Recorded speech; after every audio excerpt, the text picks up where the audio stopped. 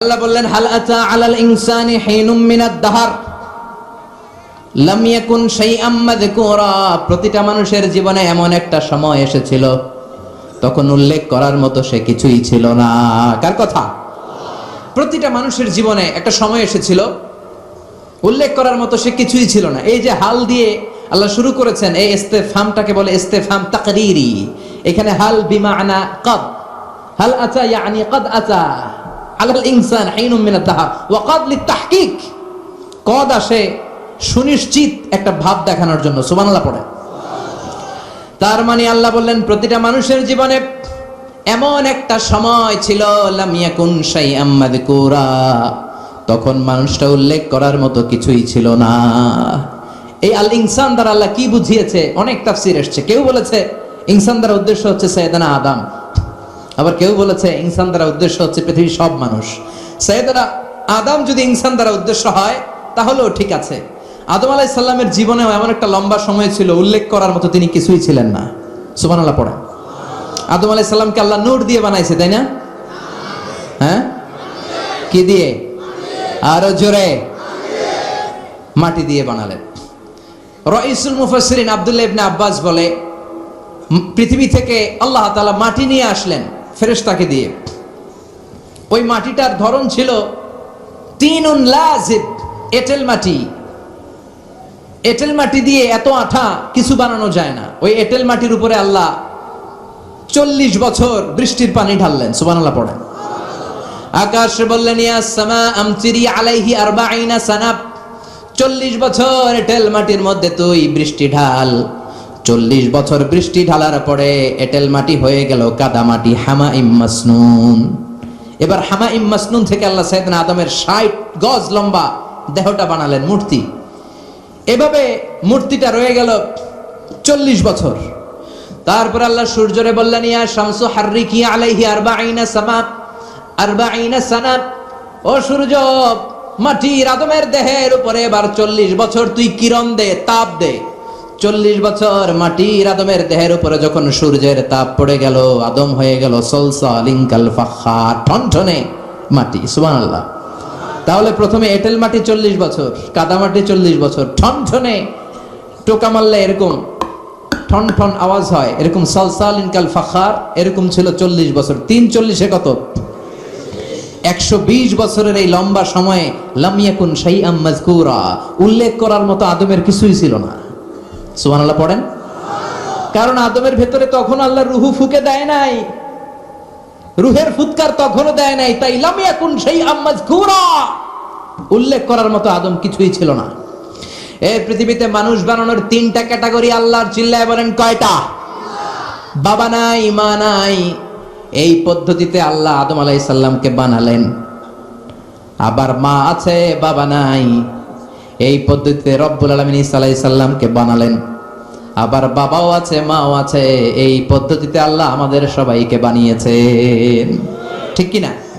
আদম আলাইহিস সালামের 120 বছর লাম ইয়াকুন শাইআম মাযকুরা। বুখারীর বর্ণনায় আমাদেরও জীবনের এমন 120 দিন কেটেছে যখন আমরা লাম ইয়াকুন শাইআম মাযকুরা, উল্লেখ করার মতো আমরা কিছুই ছিলাম না। সুবহানাল্লাহ পড়ে। ইন্না আহাদাকুম ইউজমাউ খালকুহু ফি বাতনি উম্মিহি 40 ইয়াওমান সুম্মা ইয়াকুনু আলাকাতান মিসলা যালিক সুম্মা ইয়াকুনু মুদগা মিসলা যালিক। আল্লাহু আকবার। তোমাদের সৃষ্টিটাও তোমাদের মায়ের পেটে এই পদ্ধতিতে হয়েছে। প্রথমে 40 দিন তোমরা ছিলা নুতফা, তারপরে 40 দিন তোমরা ছিলা আলাকা, তারপরে 40 দিন তোমরা ছিলা মুদগা। 3 40 এই 120 দিন যাবত আমরা লাম ইয়াকুন শাইআম মাযকুরা, উল্লেখ করার মতো আমরা কিছুই ছিলাম না। আমার কোনো নাম ছিল না, গ্রাম ছিল না, আমার কোনো পরিচয় ছিল না, আমার কোনো অস্তিত্ব ছিল না। একেবারে জিরো থেকে আমাকে আশরাফুল মাখলুকাত মানে হিরো বানিয়েছে কে? এজন্য আল্লাহ বললেন হাল আতা আলাল ইনসানি হিনুম মিনাদ দাহরি লাম ইয়াকুন শাইআম মাযকুরা। প্রতিটি মানুষের জীবনে এমন একটা সময় ছিল উল্লেখ করার মতন সে কিছুই তখন ছিল না।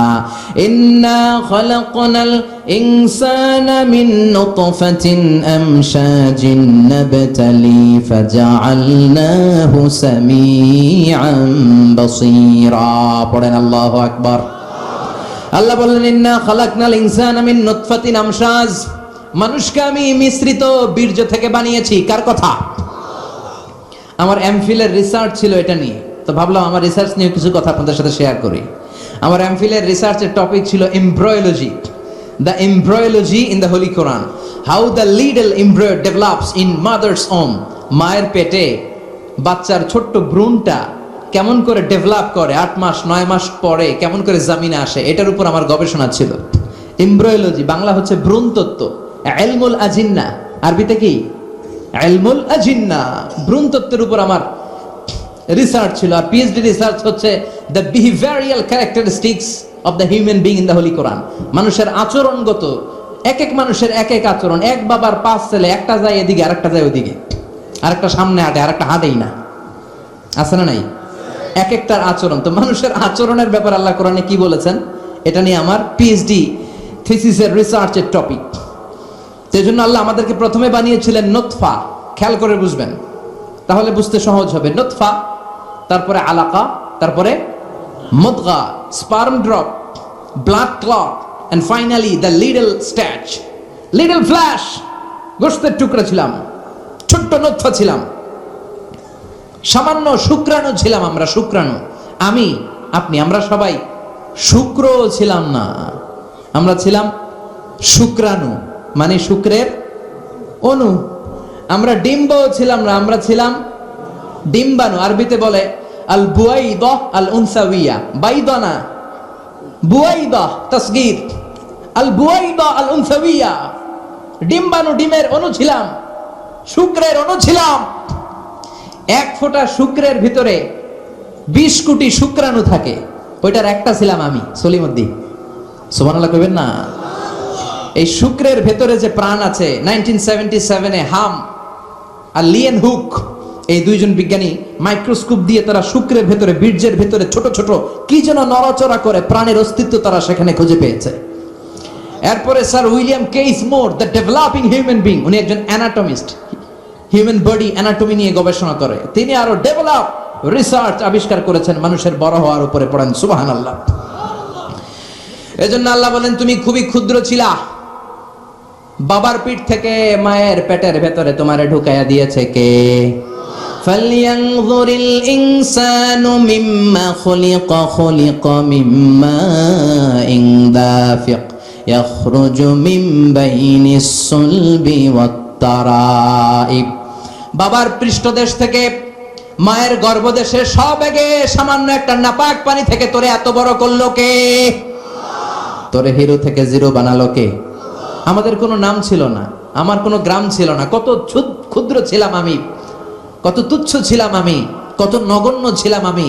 আমাদের সৃষ্টি প্রক্রিয়ার দিকে আমাদেরকে নজর করতে দিয়ে আল্লাহ বুঝাতে চাইলেন অহংকার করিস না, অহংকার করার মতো কিচ্ছু তোর মাঝে নাই। চিৎকার করে বলতে হবে ঠিক কি না? স্পার্ম ড্রপ, ওভাম, দুইটা মিলে তৈরি হলো জাইগোট, ভ্রূণকোষ। সেখান থেকে ডেভেলপ করে তৈরি হলো এমব্রয়ো, মানে ভ্রূণ। এটা ছিল ব্যাঙ্গাচির মতো যোগ। বর্ষাকালে ব্যাঙ্গের পোনা দৌড়ায়, ছোট বাচ্চারা কুড়ায় নিয়ে আসে ঘরে, মাছের পোনা মনে করে, আছে না নাই? ঠিক এরকম ছিলাম আপনি আর আমি। এটার উপর আমার অনেক গবেষণা। ব্যাঙ্গের বাচ্চার মতো ছিলাম, জোকের মতো মায়ের জরায়ুর দেয়ালে লেগেছিলাম। এমব্রয়ো থেকে আমরা হলাম ফেইটাস, যেটাকে আরবিতে বলে মুদগা, গোশতের টুকরা। এরপরে আল্লাহ এই ফেইটাসকে ডেভেলপ স্টেজে নিতে শুরু করলেন। এই ফেইটাসের ভিতরে আল্লাহ আমার স্কেলিটন দিলেন, মানে কঙ্কাল ঢুকাইয়া দিলেন। আমার স্কাল দিলেন, মাথার খুলি দিলেন। আমার পিঠে একটা স্পাইনাল কর্ড দিলেন, শির দ্বারা। এরপরে আমার হার্টের 2টা পার্টিশন করলেন। এরপরে রুহের ফুৎকার দিলেন। এরপরে শুরু হইল আমার ধপ ধপ ধপ। সুবহানাল্লাহ পড়ে। লাঞ্চের কাজ শুরু হলো। লাঞ্চের কাজ, ফুসফুসের কাজ, দম নেয়া, দম ছাড়া।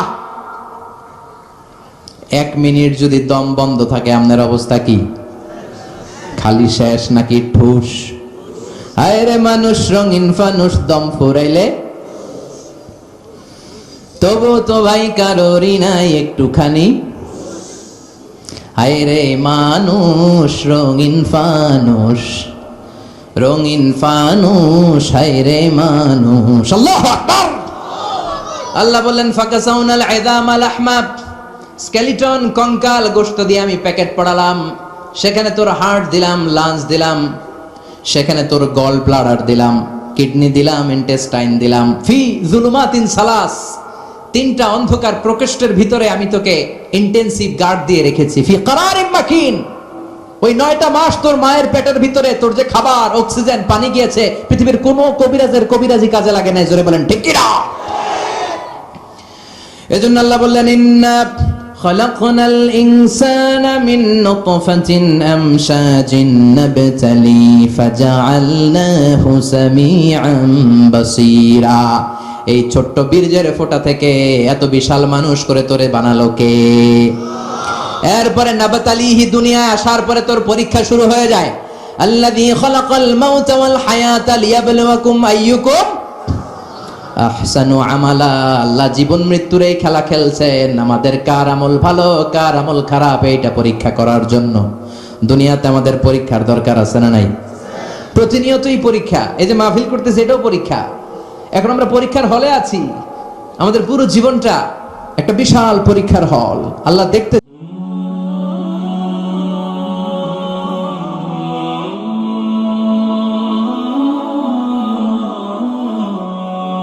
কেউ যেটা দেখে না দেখে কে? কেউ যেটা শুনে না শুনে কে? কেউ যেটা পারে না পারে কে? কেউ যেটা দেখে না সেটা আল্লাহ দেখে। কি আজীব! আল্লাহু আকবার। সবার চোখ ফাঁকি দেয়া যায়, আল্লাহর চোখকে ফাঁকি দেয়া যায়?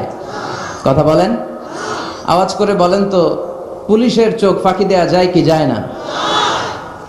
র্যাবের চোখ, বিমানবন্দরে কাস্টমস অফিসারের চোখ, পরীক্ষার হলে ম্যাজিস্ট্রেটের চোখ, কিন্তু আল্লাহর চোখ ফাঁকি দেয়া যাবে? এজন্য কেউ যেটা দেখে না দেখে কে? সব জায়গায় প্রশংসা করতে হবে শুধুমাত্র কেবলমাত্র একমাত্র আল্লাহ তাআলার। রাজি আছেন তো সবাই? সকালবেলা প্রশংসা করব কার? বিকেলবেলা, খাওয়ার সময়, ঘুমানোর সময়, নামাজ পড়ার সময়, ঘুষ দেওয়ার সময়। ঘুষ দেওয়ার সময় আল্লাহর প্রশংসা? ঘুষ দেয়া যাবে? শুধু নেওয়া যাবে? হ্যাঁ, আর রাশি ওয়াল মুরতাশি কিলাহুমা ফিন নার। যে ঘুষ দেয়, ঘুষ নেয়, উভয়ই জাহান্নামী। এই ঘুষ থেকে আল্লাহ তুমি আমাদেরকে হেফাজত করো। কিন্তু আমাদের এই ডিজিটাল বাংলাদেশে ঘুষ আছে না নাই? বেশি না কম? আপনাদের নরসিংদীতে খুব একটা নাই।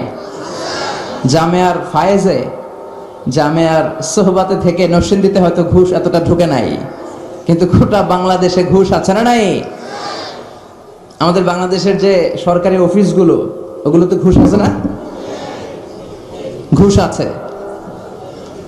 তো ওই সরকারি অফিসগুলার শুধু অফিসাররাই ঘুষ খায় না, ওই সরকারি অফিসগুলার যে চেয়ার টেবিল আছে ওগুলাও খায়। কথা বলেন, রন্ধ্রে রন্ধ্রে ঘুষ আছে না নাই? এই ঘুষ বন্ধের জন্য আমাদের একটা কমিশন আছে, দুর্নীতি দমন কমিশন, আছে না নাই? এখন শুনি ওটার ভিতরে ঘুষ চলে, ঠিক কি না? সর্ষে দিয়ে নাকি ভূত তাড়ায়। এখন সর্ষের ভিতরেই ঢুকছে ভূত। মানুষ পাগল হলে বান্ধে রশি দিয়া, রশি পাগল হলে বানবেন কি দিয়া? এজন্য এটা নামাও, নিচে থাক। ঘুষের সাথে আমাদের কোনো সম্পর্ক নাই। এগুলো সামাজিক ব্যাধি। ঘুষ, যৌতুক, এগুলোর সমাজ থেকে ঝাড়ু পেটা করে বিদায় করতে হবে।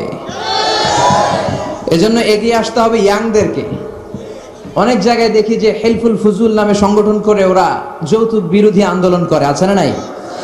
It's a very good initiative, positive একটা সাইন। কারণ যুবকদের মধ্যে আছে প্রাণ ঢালা উচ্ছ্বাস, যুবকদের রক্ত গরম। আমাদের স্বাধীনতা যুদ্ধে যারা নেতৃত্ব দিয়েছিল তারা কি যুবক ছিল না বৃদ্ধ ছিল? যুবক। কিছুদিন আগে কোটা আন্দোলন হয়েছে না একটা? নেতৃত্ব দিয়েছে কারা? যুবক। আবার নিরাপদ সড়ক সে একটা আন্দোলন হয়ে গেল। নেতৃত্ব দিয়েছে কারা? যুবকেরা, কিশোরেরা, ছোট্ট ছোট্ট বাচ্চারা। আমি অবাক হয়েছি, আমি তখন মালয়েশিয়াতে। আইন কি করে বানাতে হয় এবং ওই আইন কি করে মানাতে হয় প্রশাসনের চোখে আঙ্গুল দিয়ে তারা দেখিয়ে দিয়েছে। জোরে কোন ঠিক কিনা? পুলিশের গাড়ি আটকে দিয়েছে, কি আজীব তামাশা। র্যাবের গাড়ি আটকে দিয়েছে, তাদের কাছে ড্রাইভার্স লাইসেন্স চেয়েছে। এজন্য যুবকদের আছে প্রাণ ঢালা উচ্ছ্বাস, যৌবনকে কাজে লাগাতে হবে। 7 শ্রেণীর ব্যক্তিকে আল্লাহ তাআলা in the day of judgment, in the day of resurrection, কিয়ামতের দিন আরশের নিচে ছায়া দিবে। এর মধ্যে একটা শ্রেণী হচ্ছে ওই যুবক, শাবুন নাশাআ ফি ইবাদাতিল্লাহ, এমন যুবক যেই যুবকের পুরো যৌবনের মাহেন্দ্র ঘণ্টা সে আল্লাহর ইবাদতে কাটিয়েছে। আরেকটা শ্রেণী আছে, ওইটাও যুবক, যাকে কোন সুন্দরী নারী পাপ কাজের পরকীয়ার অফার করেছে, আর সে বলেছে ইন্নী আখাফুল্লাহ, আমি আল্লাহরে ভয় পাই। সুবহানাল্লাহ পড়বেন না? আমি কারে ভয় পাই? যুবকের হৃদয়ে আল্লাহর ভয় থাকার দরকার আছে না নাই? যাদের হৃদয়ে আছে আল্লাহর ভয়, তারা কভু পথ ভুলে যায় না। আল্লাহর প্রেম ছাড়া এই দুনিয়ায় কারো কাছে কোনো কিছু চায় না। রাতের আধারে যারা সেজদাতে রয়, দু চোখের শ্রুতে নদী যেন বয়। ছলনার হাতছানি যতই আসুক, পেছনে ফিরেও সে তাকায় না। যাদের হৃদয়ে আছে আল্লাহর ভয়, তারা কভু পথ ভুলে যায় না। আল্লাহর প্রেম ছাড়া এই দুনিয়ায় কারো কাছে কোনো কিছু চায় না, কারো কাছে কোনো কিছু চায় না। ঠিক কি না? তো যুবকদেরকে তো এরকম হওয়া দরকার। রাতের বেলা তাহাজ্জুদ পড়ে জায়নামাজে সে তাহাজ্জুদে কান্নার ঝড় তুলবে, আল্লাহর কাছে চাইবে, আর তার হৃদয়ে কারো ভয় থাকবে না, শুধু ভয় থাকবে কার? কিন্তু আমার সোনার বাংলাদেশের যুবকদের এই সুন্দর চরিত্রগুলো ধ্বংস করে দেওয়ার জন্য যে সমস্ত উপাদান, ইকুইপমেন্টস দরকার, তার সবটা আছে না নাই? আমি যেটা দেখেছি, যুবকদের চরিত্র ধ্বংস হওয়ার এদেশে সবচেয়ে বড় হাতিয়ার হচ্ছে পর্নোগ্রাফি। প্রত্যেকের হাতে এখন স্মার্টফোন। ইন্ডিয়ান নায়িকাদের কোমর দুলানো ডান্স আছে না নাই? ইমান শেষ, আমল শেষ, চরিত্র শেষ। এই পর্নোগ্রাফি দেখে দেখে সব শেষ। আরেকটা ভয়ঙ্করতম হাতিয়ার হচ্ছে মাদক। নরসিংদীতে এগুলা নাই নাকি কারখানা? আল্লাহ হেফাজত করো। ইয়াবা, ফেন্সিডিল, গাঁজা, হেরোইন, মারিজুয়ানা। ইয়াবার কথা শুনতাম যে আগে খেত ইউনিভার্সিটি লেভেলের ছেলেরা, এটা নেমে কলেজে এসেছে। এখন শুনেছি যে হাই স্কুল আর প্রাইমারির যে ছাত্ররা, তাদের হাতেও ইয়াবা পাওয়া যায়। এজন্য এই গজব থেকে আল্লাহ তুমি আমাদেরকে হেফাজত করো। আমার দেশের যুবক ছেলেদের চরিত্রগুলো তুমি সাইয়েদনা ওমর ফারুকের চরিত্রের মতো করে দাও। বলছিলাম যে সব সময় আমাদের প্রশংসা করতে হবে একটা সত্তার। তিনি কে? চাইতে হবে একজনের কাছে, তিনি কে? হিসাবটা খুব সহজ। ইযা সাআলতা ফাসআলিল্লাহ ওয়া ইযা ইসতাআনতা ফাসতাইন বিল্লাহ। চাইতে হয় তো আল্লাহর কাছে চাও, সাহায্যের দরকার আল্লাহর কাছে হাত পাতো। আমরা আমাদের বর্তমান সময়ে বিপদে পড়লে, কোনো ইভেন্ট ঘটলে, কোনো ঝামেলাতে জড়িয়ে গেলে সবার আগে ফেসবুকে শেয়ার দিয়ে দেই, আছে না নাই? কিন্তু ফেসবুকেও শেয়ার দেওয়ার আগে শেয়ার করা দরকার কার কাছে? বন্ধুর কাছে শেয়ার করার আগে শেয়ার করব কার কাছে? স্ত্রীর কাছে বিপদের কথা শেয়ার করার আগে শেয়ার করব কার কাছে? হাদিসে কুদসিতে আল্লাহ বললেন, লাউ আন্না আউওয়ালাকুম ওয়া আখিরাকুম ওয়া ইনসাকুম ওয়া জিন্নাকুম, তোমাদের পৃথিবীর শুরু থেকে সাইয়েদনা আদম থেকে শুরু করে আজ পর্যন্ত এবং কিয়ামত পর্যন্ত যারা এসেছিল, যারা আছে, যারা থাকবে, সবাই যদি আলা সাঈদিন ওয়াহিদ, বিশাল এক প্রান্তরে দাঁড়িয়ে হাত পেতে আল্লাহর কাছে একটার পর একটা তাদের চাহিদা, তাদের আকুতি বলতে শুরু করে যে আল্লাহ এটা দাও, আল্লাহ ওটা দাও, আমার এই লাগবে সেই লাগবে। আল্লাহ বলেন প্রতিটা বান্দার প্রত্যেকটা চাহিদাও যদি আমি পূরণ করে দেই, যার যা লাগবে সবও যদি দিয়ে দেই, আমার ধন ভান্ডারের 1 ইঞ্চিও কমবে না। এজন্য চাইতে যদি হয়, চাবো কার কাছে? প্রশংসা করব কার? কম কম না বেশি বেশি? কথা বলেন, কম কম না বেশি বেশি?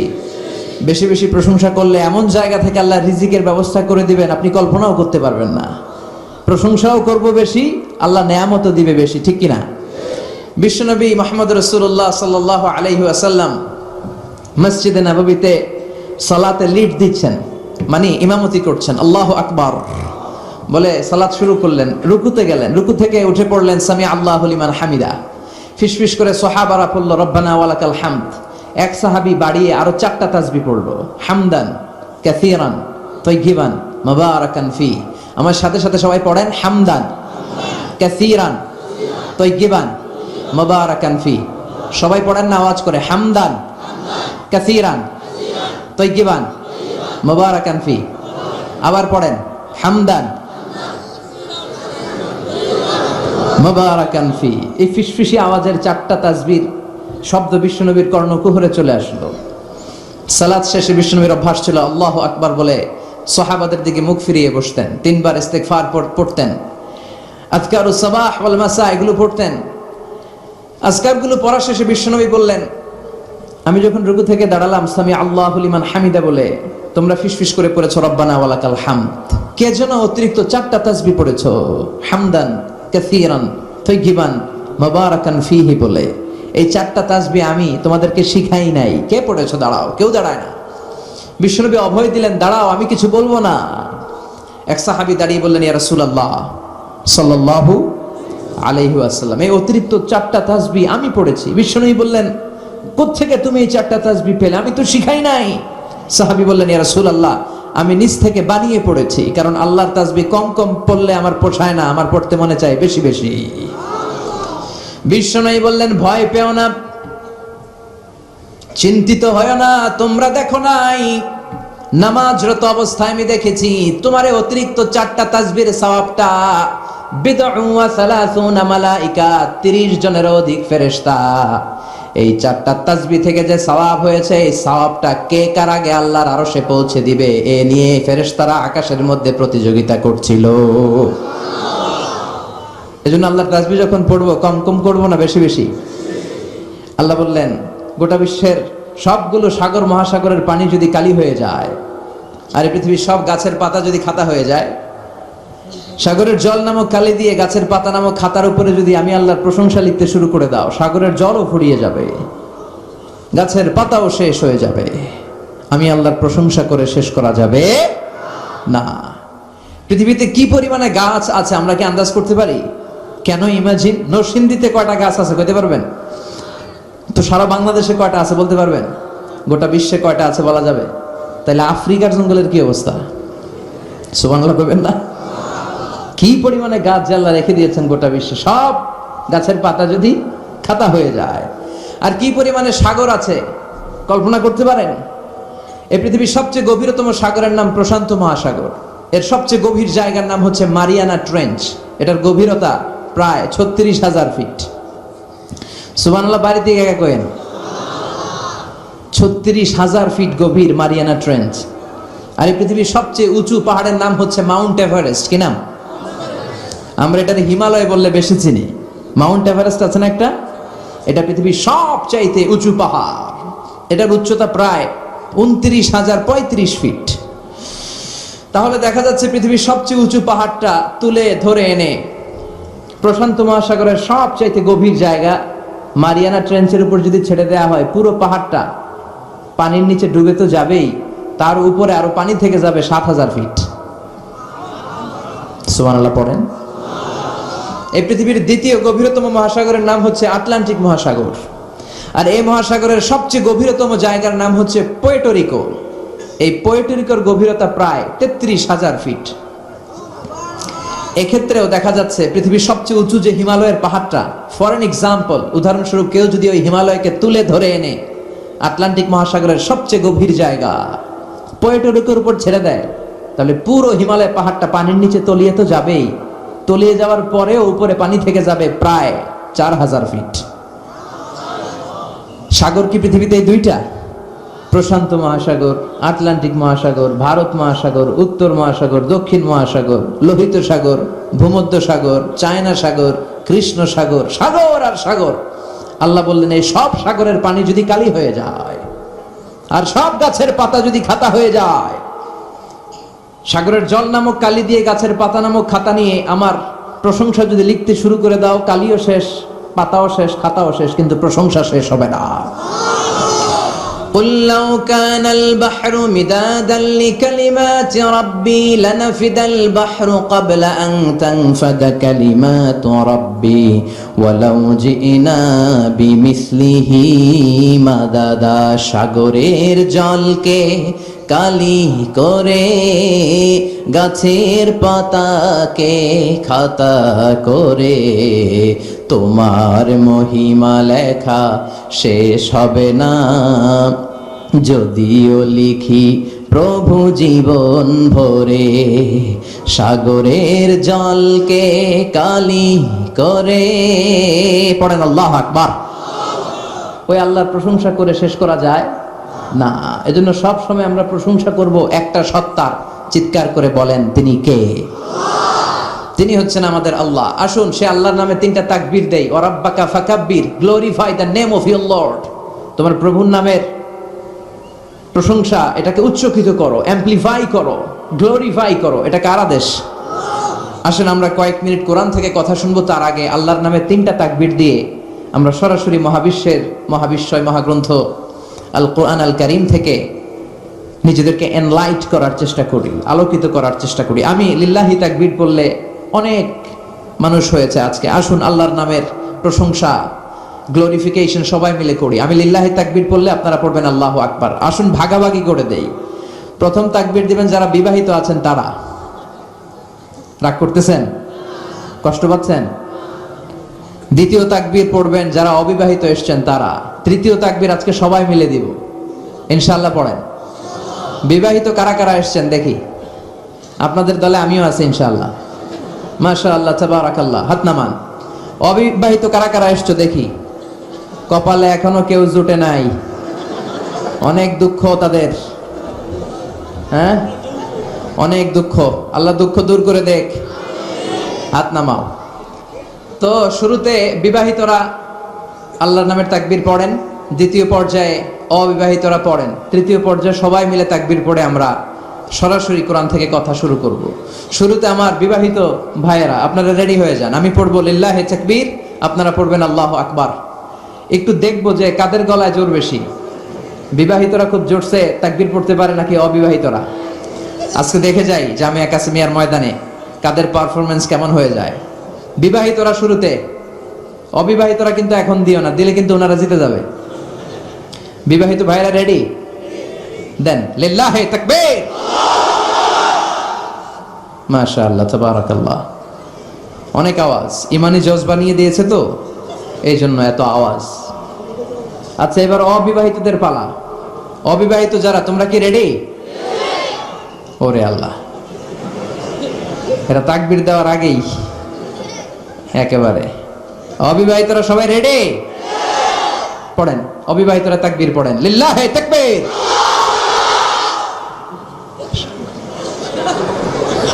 আল্লাহু আকবার, আল্লাহু আকবার, আল্লাহু আকবার। এবার সবাই মিলে তিনটা তাকবীর পড়বো, সবাই মিলে তিনটা, যাতে জামিয়ার ময়দান কেঁপে কেঁপে ওঠে আল্লাহর নামে। পারা যাবে মুসলমান? লিল্লাহি তাকবীর, লিল্লাহি তাকবীর, লিল্লাহি তাকবীর। আল্লাহ তাকবীরগুলোকে তুমি কবুল করো। এই তাকবীরের যে সওয়াব হবে এগুলোকে তুমি মিজানের পাল্লায় উহুদ পাহাড়ের সমান ভারী করো। এই তাকবীরকে আমাদের নাজাতের ওসিলা বানাও। জামিয়া কাসিমিয়া কামিল মাদ্রাসা ও মহিলা কামিল মাদ্রাসা পুরানপাড়া গাবতলী নরসিংদীর উদ্যোগে আজকে 3 দিন ব্যাপী এই ওয়াজ ও দোয়ার মাহফিলের আজকে সমাপনী রজনী। আজকের এই প্রোগ্রামের সভাপতি হচ্ছেন শায়েখ সৈয়দ কামাল উদ্দিন আব্দুল্লাহ জাফরি। নাম বললেই সবাই চিনে, পরিচয় দেয়া লাগে না। চমৎকার আলোচনা করেন হুজুর। আমরা যখন ছোট হুজুরের আলোচনা শুনে বড় হয়েছি আমরা। আমি তো ভয় পাচ্ছিলাম যে হুজুর ওঠে না কেন। আমি শুধু গুনতেছি হুজুর ওঠে না কেন। হুজুর উঠলে না বয়ান শুরু করতে পারবো, বসলে তো কথা কইতে পারবো না। আল্লাহ হুজুরের হায়াত দারাজ করে দাও, স্বাস্থ্যটাকে তুমি সুস্থ রাখো।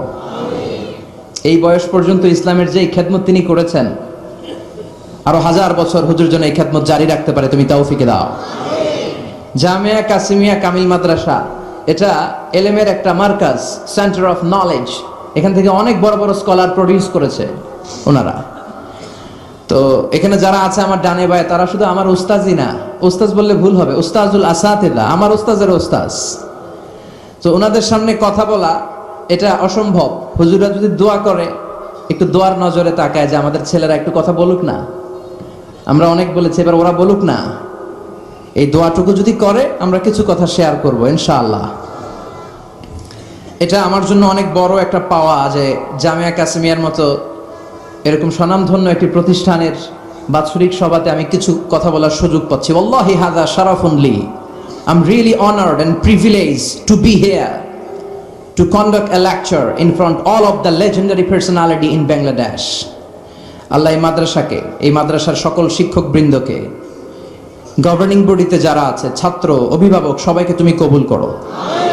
আজকের মাহফিলকে আমাদের নাজাতের ওসিলা বানাও। আজকের প্রোগ্রামের প্রধান অতিথি আলহাজ লেফটেন্যান্ট কর্নেল অবসরপ্রাপ্ত জনাব নজরুল ইসলাম হিরু, বীর প্রতীক, উনি এসেছেন না? আচ্ছা। উদ্বোধক আলহাজ জনাব এ বি বোরহানুদ্দিন ভূঁইয়া, উনি আসছেন? আলহামদুলিল্লাহ, সবাই চলে এসেছে। এবার আর কোনো কথা নাই, আমরা সরাসরি কোরআন থেকে শুনি। আপনাদের কষ্ট হচ্ছে না তো? আজকে কয়েক মিনিট, হুজুর তো 1.5 ঘন্টা সময় দিয়েছে, বেঁধে দিয়েছে, অনেক সময় আমরা কাটিয়ে ফেলেছি ভূমিকা কথায়। তো খুব বেশি সময় আমরা পাবো না, অল্প কয়েক মিনিট যেই বইটা থেকে আমরা কিছু কথা শুনবো। বইটার নাম কি? সবাই বলতে পারেননি? আওয়াজ করে বলেন, এই বইটার নাম কি? কোরআন। এই বইয়ে কি কোনো ভুল আছে? সন্দেহ আছে? সংশয় আছে? থাকবে কেমন করে? কারণ বইটাকে নাজিল করেছে কে? যালিকাল কিতাব, পড়েন, যালিকাল কিতাব হুদাল লিল মুত্তাকিন। This is the book, the most authentic and original and reliable book in the world, whereof there is no doubt in it, and a guidance to those who are muttaqin. এটা এমন বই যে বই একটাও ভুল নাই, একটাও সন্দেহ নাই, এবং মুত্তাকিনদের জন্য গাইডলাইন করে বইটাকে পাঠিয়েছে কে? আবার রাব্বুল আলামিন বলেন, কিতাবুন আনজালনাহু ইলাইকা লিতুখরিজান নাসা মিনাল যুলুমাতি ইলান নূর। ও মুহাম্মদ সাল্লাল্লাহু আলাইহি ওয়াসাল্লাম, I've revealed this holy and sacred book unto you in order to lead the mankind out of darkness into the light. ও নবী, এই কোরআনকে কেন পাঠালাম জানো নাকি? শোনো শোনো, অন্ধকারাচ্ছন্ন মানুষগুলোরে হেদায়েতের পথে নিতে, অনেকগুলো অন্ধকার থেকে একটা আলোর দিকে নিতে, রাম আর বামপন্থী গুলারে ডানপন্থী বানাতে, জাহান্নামী গুলারে জান্নাতি বানাতে কোরআনটারে নাজিল করেছে কে? কোরআন পড়লে মানুষ বামপন্থী থাকতে পারে? কোনপন্থী হয়ে যায়? সব নবীরা কোনপন্থী? আপনারা কোনপন্থী? জামিয়া কাসিমিয়া কোনপন্থী? জাফরি হুজুর কোনপন্থী? বিশ্বনবী কোনপন্থী?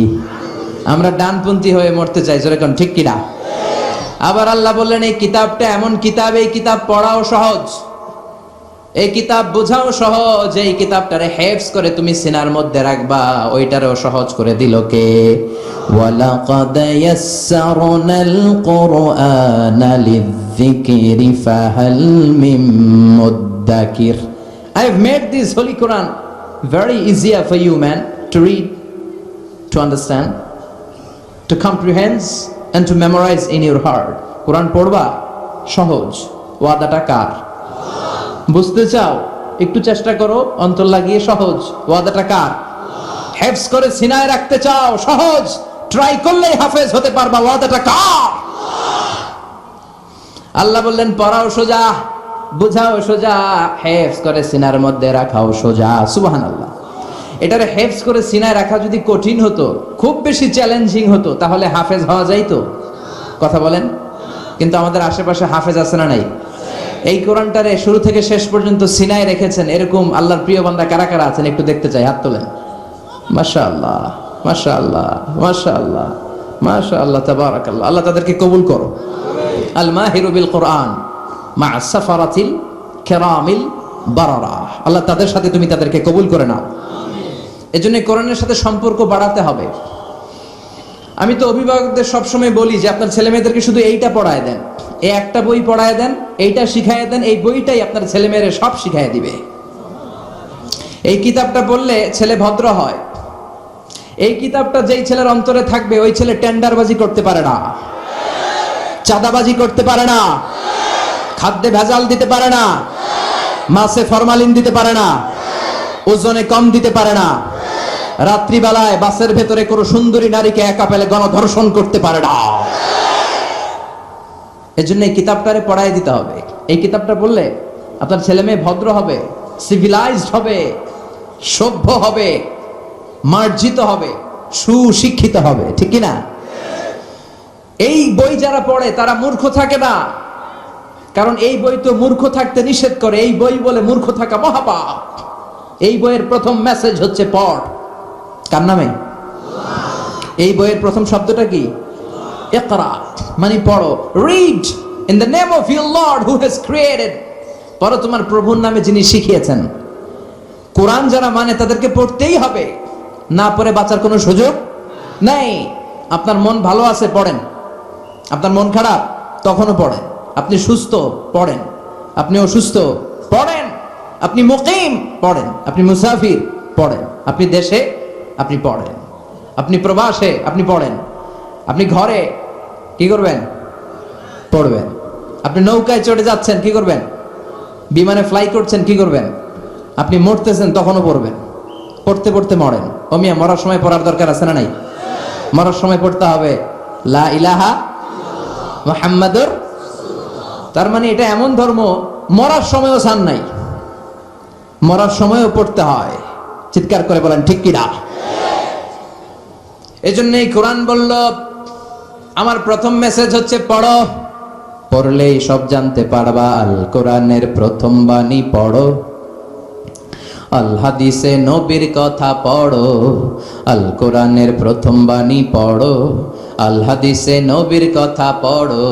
পড়ে পড়ে শেখো, শিখে শিখে তুমি তোমার নিজের জীবন গড়ো। সুবহানাল্লাহ পড়েন। পড়ে পড়ে নিজের জীবন গড়তে হবে, এটা কোরআনের মেসেজ। আল্লাহ তুমি বুঝার তৌফিক দান করো, সহি সমঝ দান করো। আর জোরে পড়েন আমিন। আমি আমার খুতবার শুরুতে সূরাতুল ইনসান থেকে একটি আয়াত তেলাওয়াত করেছি। আসুন এই সূরাটির আলোকে কয়েক মিনিট আমরা কিছু কথা শুনি, কোরআন থেকে আলোকিত হওয়ার চেষ্টা করি। যে আয়াতটি পড়েছি, আয়াতটি কোরআনের 29তম পারার একটি সূরা। এই সূরার আয়াত সংখ্যা হচ্ছে 31। এটি মাক্কি সূরা। সূরার নাম সূরাতুল ইনসান। আওয়াজ করে সবাই বলেন সূরার নাম। আবার বলেন সূরার নাম। এটি মাক্কি সূরা। এবার উত্তর করেন এটি কি সূরা? মাক্কি সূরা। বিশ্বনবীর জীবনে দুইটা পর্ব, একটা মাক্কি পর্ব, মাদানী পর্ব। একটা মাক্কি ইনিংস, একটা মাদানী ইনিংস। ইনিংস বুঝেন? ক্রিকেট যারা খেলে ওরা খুব বুঝে, ওদের কমন পড়ছে। Makki innings, Madani innings. মাক্কি ইনিংসে বিশ্বনবী মুহাম্মদ রাসূলুল্লাহ সাল্লাল্লাহু আলাইহি সাল্লামের স্ট্র্যাটেজি ছিল খুব ধীরে সুস্থে তাওহীদের দাওয়াত দেওয়া, রিসালাতের দাওয়াত দেওয়া, আখিরাতের দাওয়াত দেওয়া। কিন্তু মাদানী ইনিংস তার বিপরীত। ওইখানে এত ধীরে সুস্থে না, ওখানে বিশ্বনবী সশস্ত্র সংগ্রামে নেমেছেন। ইনিংস বললাম এজন্য, ক্রিকেটে মাঝে মাঝে উইকেট বেশি পড়লে ঠেকায় খেলা লাগে, কথা বলেন তো। সেই হিসাবে বলতে গেলে মাক্কি ইনিংসে বিশ্বনবী ঠেকিয়ে খেলেছেন, আর মাদানী ইনিংসে ছক্কা মারছে। কি মেরেছে? ছক্কা মেরেছে, 4 ছক্কা হাঁকিয়েছে, সশস্ত্র সংগ্রাম করেছে। ইমানের বলে বিশ্বনবী বলিয়ান হয়েছে। চিল্লা এখন ঠিক কিনা? যে ইমানে প্রয়োজনে জ্বলে ওঠে না, যে ইমান সত্য ন্যায়ের কথা বলে না,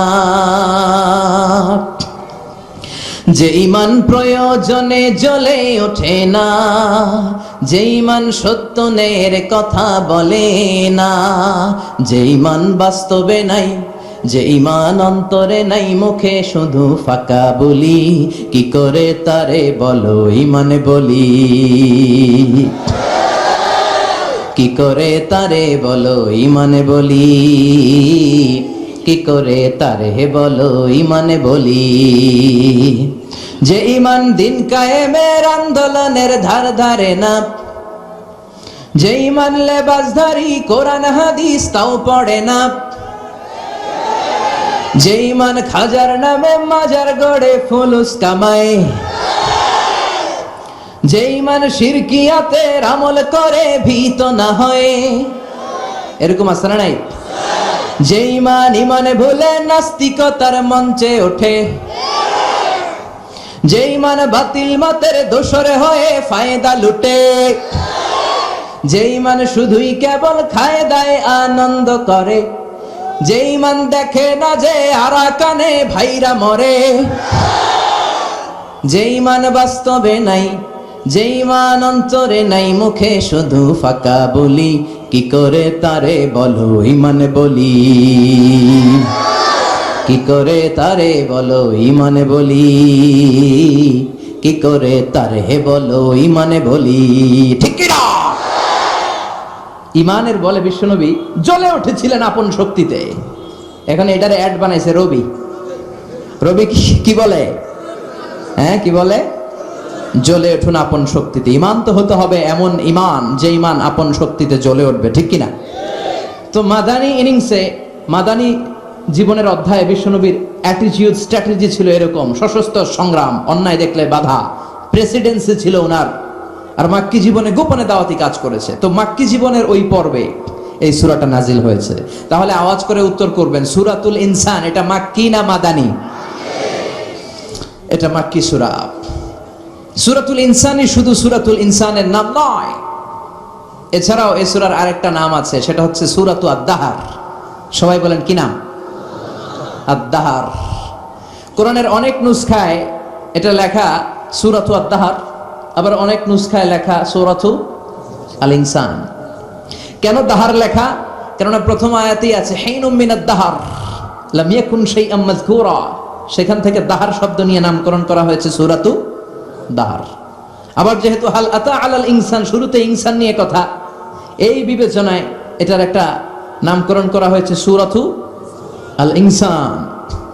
তার মানে সূরাতুল ইনসান বা সূরাতুদ দাহার এই সূরাটির দুটি নাম। এতটুকু তো আমরা বুঝতে পেরেছি, ঠিক কিনা? আল ইনসান শব্দের অর্থ হচ্ছে মানুষ। ইনসান মানে, একটু আওয়াজ করবেন তাহলে এটা ক্লাস সিস্টেমে হবে, একজন প্রশ্ন করলে উত্তর করতে হয়। তো সূরাতুল ইনসান মানে কি? মানুষ, মানুষের সূরা। আজকে অল্প কয়েক মিনিটে আমরা মানুষ নিয়ে কিছু কথা শুনবো। মানুষ নিয়ে কোরআনিক পয়েন্টস অফ ভিউ কি, স্ট্যান্ডিং পয়েন্ট কি, দৃষ্টিভঙ্গি কি, মানুষ নিয়ে কোরআনের দৃষ্টিভঙ্গি কি, এটা আমরা কিছুটা জানবার চেষ্টা করবো ইনশাআল্লাহ। পড়েন কোরআনের কি পয়েন্টস অফ ভিউ পাওয়া যায় মানুষের ব্যাপারে। মানুষ আল্লাহর এক অভাবনীয় সৃষ্টি। এজন্য আল্লাহ তাআলা দুইটা সূরা দিলেন, সিঙ্গুলার বচনে দিলেন আল ইনসান, আর প্লুরাল বচনে দিলেন আন-নাস, মানুষেরা। দুইটা সূরা দিলেন, সুবহানাল্লাহ পড়েন। এই সূরাটার ব্যাপারে সহিহ আল বুখারীতে এসেছে, বিষ্ণু ঈসা ইসলাম জুমার দিন ফজরের সালাতের দ্বিতীয় রাকাতে এই সূরাতুল আল ইনসান তেলাওয়াত করতেন। খেয়াল রাখবেন, it's a very important information. ফজরের সালাতে দ্বিতীয় রাকাতে বিশ্বনবী সূরাতুল ইনসান পড়তেন। প্রথম রাকাতে পড়তেন সূরাতু আস-সাজদা, আলিফ লাম মিম তানজিলুল কিতাব লা রাইবা ফি মির রাব্বিল আলামিন। এই সূরাটা সূরাতুস সাজদা দিয়ে শুরু করতেন প্রথম রাকাতে। দ্বিতীয় রাকাতে পড়তেন সূরাতুল ইনসান। পবিত্র কালামুল্লাহ মাজিদের সেন্ট্রাল থিম কি, কেন্দ্রীয় আলোচ্য বিষয় কি, যদি উত্তর করা হয় অনেক উত্তর আসবে যে এটা। কোন গবেষক পেয়েছেন এটা, what is the subject matter of the holy Quran, পুরো কোরআনের মূল কথা কি। সবচেয়ে প্রণিধানযোগ্য যে উত্তর, যে কোরআনের সাবজেক্ট ম্যাটার বা সেন্ট্রাল থিম কি, সেটা হচ্ছে কোরআনের সেন্ট্রাল থিম বা কেন্দ্রীয় আলোচ্য বিষয় হচ্ছে মানুষ। কোরআনের কেন্দ্রীয় আলোচ্য বিষয় কি? সবাই বলেন, কেন্দ্রীয় আলোচ্য বিষয় কি? মানুষকে নিয়ে কোরআনের যত সব আয়োজন, মানুষকে নিয়ে কথা, মানুষের জন্য কথা। এজন্য আজকে মানুষ নিয়ে আমরা কিছু কথা শুনবো, আওয়াজ করে পড়েন ইনশাআল্লাহ। মানুষ আল্লাহর তৈরি করা সৃষ্টিকুলের মধ্যে সবচাইতে শ্রেষ্ঠ, কিন্তু এই মানুষ হওয়া বড় কঠিন। এজন্য মুরব্বীরা আগে দোয়া চাইতে গেলে মুরব্বীরা বলতো, বাবা তুমি মানুষের মতো মানুষ হও। নরসিংদীতে মনে হয় বলে চলে না, তো কথা বলেন না, যে বলে না, হুজুর বলে না এটা, বলে তুই মানুষের মতো মানুষ হ, মানুষের মতো মানুষ হ। কোরআন আসলে এসেছে আমাদেরকে মানুষের মতো মানুষ বানাতে। একটু খেয়াল করে দেখেন, কোরআনের ইন্ট্রোডাক্টরি সূরা বা প্রিফেস অফ দ্য বুক হচ্ছে সূরাতুল আল ফাতিহা। এটাতে ভূমিকা কথা এসেছে। তো ভূমিকাটা যদি বাদ দেন তাহলে কোরআনের সর্বপ্রথম সূরার নাম কি? বাকারা। কি নাম? বাকারা মানে কি? গাভী। আর কোরআনের সর্বশেষ সূরার নাম কি? আন-নাস মানে কি? মানুষ। কেমন যেন আল্লাহ বুঝাতে চাইলেন যে কোরআনটা পড়া যদি শুরু করো, তোমার মধ্যে পশুত্বের যে প্রবৃত্তি আছে, কোরআন পড়তে পড়তে পড়তে পড়তে পশুত্বের প্রবৃত্তি সব ডিলিট হয়ে তুমি মানুষের মতো মানুষ হয়ে বেরোবা। তার মানে কোরআন এসেছে আমাদেরকে মানুষের মতো মানুষ বানাতে। কিসের মতো? কি বানাতে? কিন্তু মানুষ হওয়া যে অনেক কঠিন, মানুষ হওয়া এত সহজ নয়। পৃথিবীতে মানুষের বড় অভাব।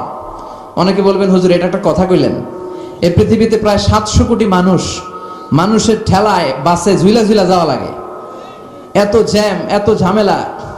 তারপর কিছুদিন আগে নির্বাচন হইলো, ওইখানে ধাক্কা ধাক্কি, লাইনে ধরে আমরা ভোট দিছি। কথা কন, সব জায়গায় ধাক্কা ধাক্কি। জুমার নামাজে দেরি করে গেলে পাক্কা মুসল্লিও বারান্দায় জায়গা পায় না। মানুষ আছে না নাই? তো বলতে পারেন হুজুর এটা একটা কথা বললেন, মানুষ নাই। মানুষ আর মানুষ, এই যে মানুষ, আসলে কথাটা ঠিক না। এই পৃথিবীতে এই 700 কোটির যেই হিসেব আপনি আমাকে বুঝাতে চাচ্ছেন, এগুলো মানুষ না, এগুলো জনসংখ্যা। আমারও একটা হিসেব আছে, বুঝে নেন, এগুলো জনসংখ্যা। এজন্য বলা হয় বাড়ছে জনসংখ্যা, কমছে মানুষ। বাড়ছে কি কমছে কি? আওয়াজ করে বলেন, বাড়ছে কি কমছে কি? যা দেখি সব মানুষ না, মানুষ হওয়া বড় কঠিন। এজন্য কোরআন এসেছে আমাদেরকে মানুষের মতো মানুষ বানাতে। একটা কথা খেয়াল রাখবেন, ছাগলের পেট থেকে বেরোলেই ওইটা ছাগল হয়ে যায়, গরুর পেট থেকে বেরোলেই ওইটা গরু হয়ে যায়, সিংহের পেট থেকে বেরোলেই সেটা সিংহ হয়ে যায়। কিন্তু মানুষের পেট থেকে বেরোলেই ওটা মানুষ হয় না, ওইটারে মানুষ বানাইতে হয়, ওইটারে মানুষ করতে হয়। আবার গরুকে একটু বুঝবার চেষ্টা করবেন, গরুকে কেউ কোনোদিন বলে নাই তুই গরুর মতন গরু হ। ছাগল রে কেউ কোনোদিন বলছিল তুই ছাগলের মতো ছাগল হ। ছাগল পালছেন কে কে? আমি পালছি, মাশাআল্লাহ। মা মিন নাবিয়্যিন ইল্লা রাআল গানাম। পৃথিবীতে এমন কোন নবী নাই যে নবী ছাগল চড়ায় নাই। সুবহানাল্লাহ পড়েন। তো এই যে যারা ছাগল পালছিলেন, কোনোদিন ভুল করেও কি ছাগলরে বলছিলেন ছাগল তুই ছাগলের মতো ছাগল হবি? বলছিলেন? গরুকে কেউ বলে না গরুর মতো গরু হ, ছাগলকে কেউ বলে না ছাগলের মতো ছাগল হ, মুরগিরে কেউ বলে না মুরগির মতো মুরগি হ। শুধু মানুষকে বলা হয় তুই মানুষের মতো মানুষ হ। তার মানে মানুষের মতো মানুষ হওয়া বড় কঠিন। আসল মানুষ পৃথিবীতে এখন নাই, থাকলেও কম, ঠিক কিনা? এই দুনিয়া এখন তো আর সেই দুনিয়া নাই, মানুষ নামের মানুষ আছে দুনিয়া বোঝাই, সেই মানুষের ভিড়ে আমার আসল মানুষ নাই, আসল মানুষ নাই। তো আমরা এই কোরআনের আলোকে আসল মানুষ বা মানুষের মতো মানুষ হতে চাই, ইনশাল্লাহ কইবেন না? মানুষের এত মর্যাদা, মানুষ যদি ভালো হয়, মানুষ যদি শ্রেষ্ঠ হয়, তাহলে সে ফেরেশতাকে ছাড়িয়ে যায়। আর মানুষ যদি নিকৃষ্ট হয়, কথা শুনতেছেন? মানুষ যদি শ্রেষ্ঠ হয় সে ফেরেশতাকে ছাড়িয়ে যায়, আর মানুষ যদি নিকৃষ্ট হয় তাহলে সে পশুত্বকেও হার মানায়। মানুষ ভালো হলে ফেরেশতার চেয়ে ভালো দলিল কি? বিশ্বনবী মুহাম্মদ রাসূলুল্লাহ সাল্লাল্লাহু আলাইহি ওয়াসাল্লাম যখন মেরাজে যাচ্ছেন, সাইয়েদনা জিবরাইল ওনার অ্যাসিস্ট্যান্ট ছিলেন, সঙ্গ দিচ্ছিলেন। তো সঙ্গ দিতে সিদরাতুল মুনতাহা একটা বর্ডার এরিয়া, এইখানে এসে সাইয়েদনা জিবরাইল বলে, ইয়া রাসূলুল্লাহ এবার তো আপনাকে একা যেতে হবে। আমি তো যেতে পারবো না। কেন? সাইয়েদনা জিবরাইল বললেন, এইটাই আমার লাস্ট বর্ডার, এর উপরে আমি যেতে পারি না। এখানে কান পেতে আমি আল্লাহর আদেশ শুনি, ওই ওহীগুলো নিয়ে আমি লক্ষাধিক নবীর কাছে গেছিলাম, আমিও আল্লাহর দেখি নাই। সুবহানাল্লাহ পড়েন। সাইয়েদনা জিবরাইল বললেন, ইয়া রাসূলুল্লাহ, ইয়া হাবিবাল্লাহ, রব্বুল আলামিন আমাকে 600 পাখা দিয়েছে। সহিহ মুসলিমের বর্ণনা, রাআ রাসূলুল্লাহ সাল্লাল্লাহু আলাইহি ওয়াসাল্লাম জিবরিলা ওয়া লাহু 600 জানাহ। বিশ্বনবী স্বচক্ষে চাক্ষুষ সাইয়েদনা জিব্রাইলকে দুইবার নিজের আসল আকৃতিতে দেখেছিলেন। বিশ্বনবী দেখেছেন সাইয়েদনা জিব্রাইলের পিঠের মধ্যে 600 পাখা আছে। কয়শো? সাইয়েদনা জিব্রাইল বলে, ইয়া রাসূলুল্লাহ, ইয়া হাবিবাল্লাহ, এই সিদরাতুল মুনতাহা হচ্ছে আমার লাস্ট বর্ডার। এই বর্ডার থেকে 1 ইঞ্চি উপরে যদি আল্লাহর পারমিশন ছাড়া আমি যেতে চাই, আমার 600 পাখা মুহূর্তের মধ্যে জ্বালিয়ে দিবে কে? আমি যেতে পারবো না। আল্লাহর সাথে মিটিং করার জন্য আপনি এসেছেন, যান উপরে যান, আল্লাহর সাথে মিটিং সেরে নিচে আসেন, এই জায়গায় আমারে পাবেন। এটাই আমার শেষ বর্ডার, এর থেকে 1 ইঞ্চি উপরে যাওয়ার অনুমতি আমার নাই। সাইয়েদনা জিব্রাইল যেতে পারলেন না, উনি থেমে রইলেন। সাইয়েদনা জিব্রাইলের খেলা যেখানে শেষ, বিশ্বনবীর খেলা সেখানে। তাহলে মানুষ যদি শ্রেষ্ঠ হয়, সে শ্রেষ্ঠত্বে ফেরেশতাকে ছাড়িয়ে যাওয়া হয়। এবার মানুষ যদি নিকৃষ্ট হয়, সে পশুত্বকে হার মানায়। তার প্রমাণ আপনি দেখবেন, একটা ছাগল আর একটা ছাগলের সাথে ধাক্কাধাক্কি লাগে, কিন্তু একটা ছাগল আর একটা ছাগলকে নৃশংসভাবে হত্যা করছে, এরকম শুনছেন? একটা সিংহ আর একটা সিংহকে মারে, শুনছেন? একটা হাতি আর একটা হাতিকে মেরে ফেলছে, শুনছেন? কিন্তু মানুষ আর একটা মানুষকে নৃশংসভাবে হত্যা করতে দেরি করে না। আছে না নাই?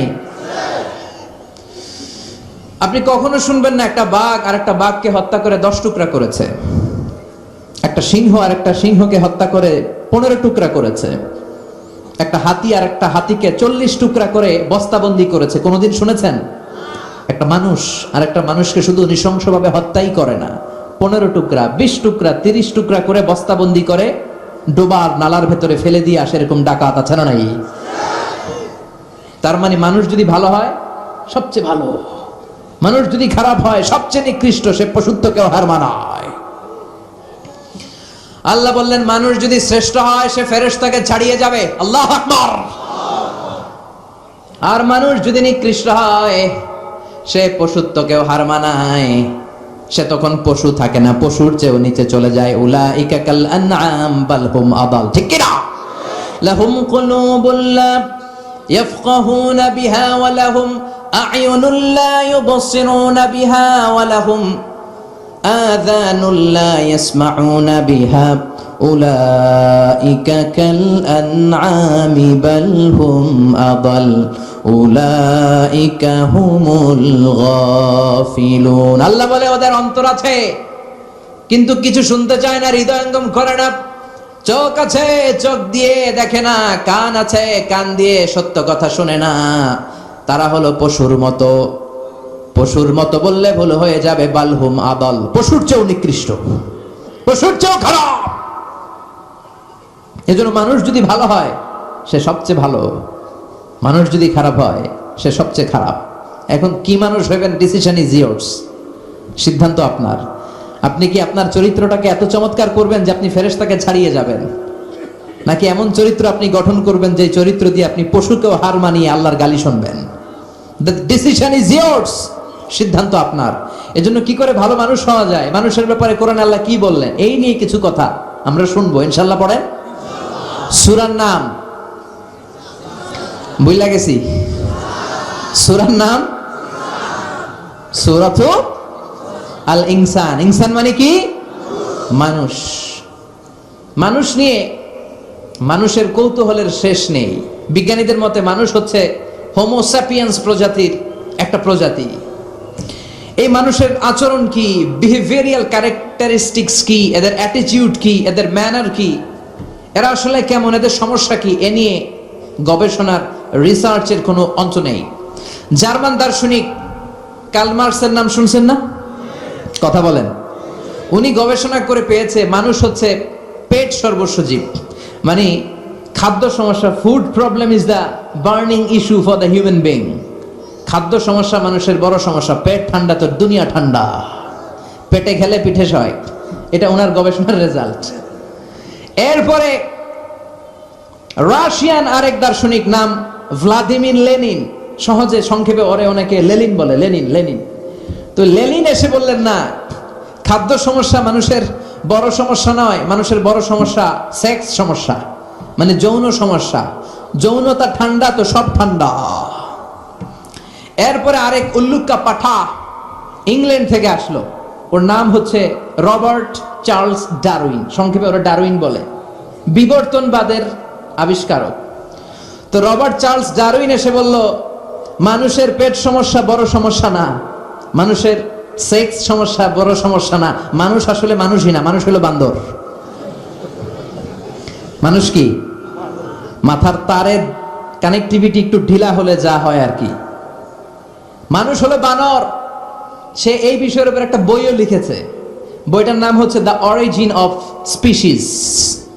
দ্য অরিজিন অফ স্পিসিস বইতে প্রমাণ করেছে মানুষ মানুষ না, মানুষ ছিল বান্দর।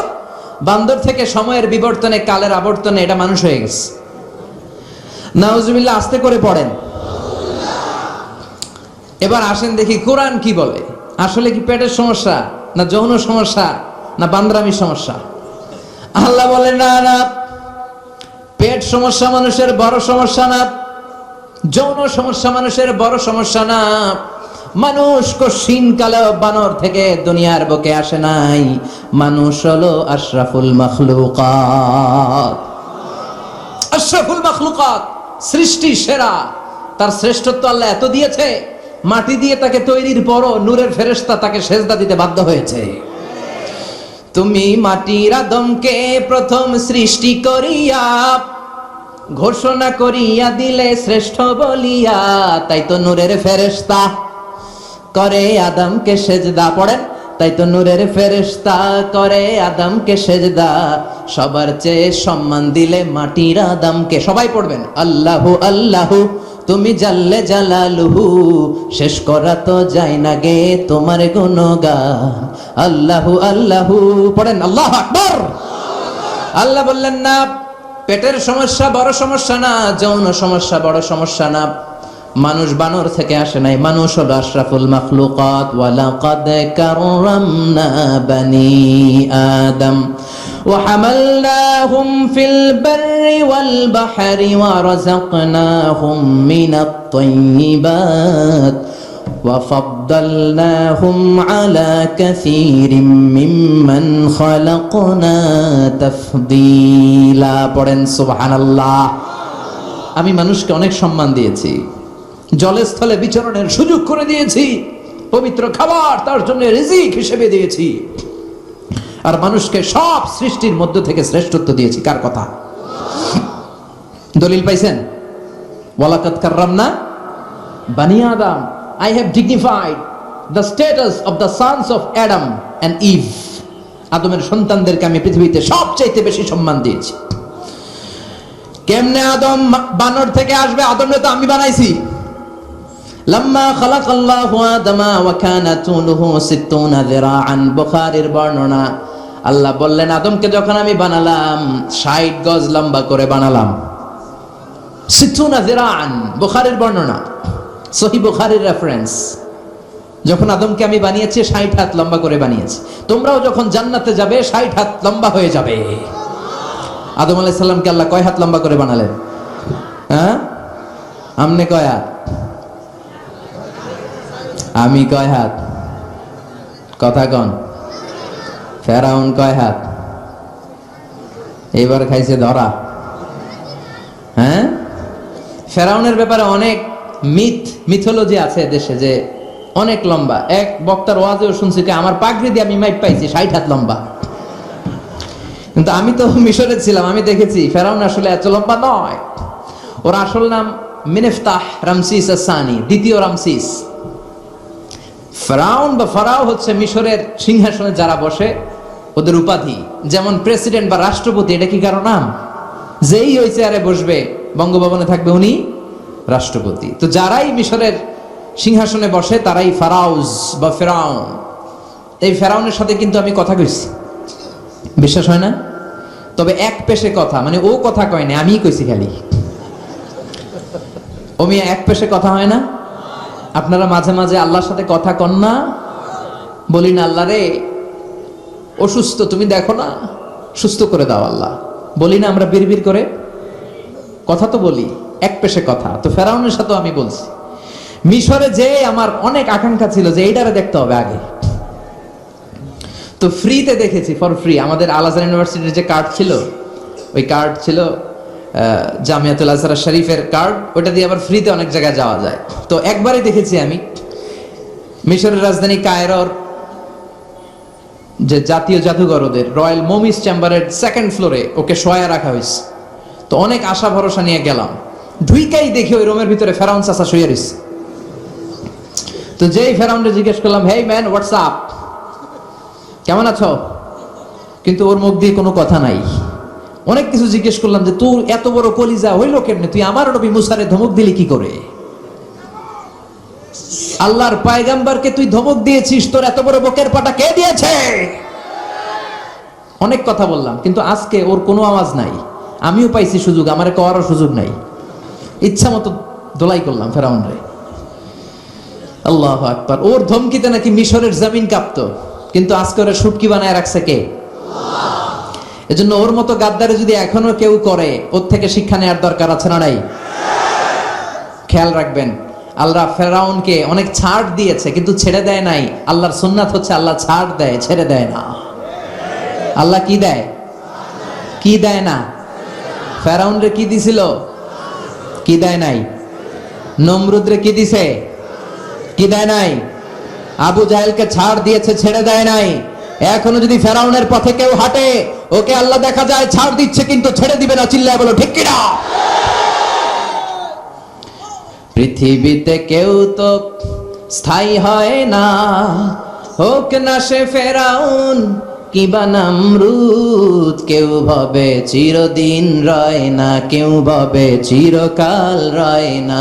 পৃথিবীতে কেউ তো স্থায়ী হয় না, হোক না সে ফেরাউন কিবা নমরুদ। কেউ ভাবে চিরদিন রয় না। জোরে বলেন ঠিক কিনা? কেউ থাকবে না, চলে যেতে হবে। এজন্য খুব সাবধান। আল্লাহ বললেন, গোলাম, পেটের সমস্যা বড় সমস্যা না, যৌন সমস্যা বড় সমস্যা না।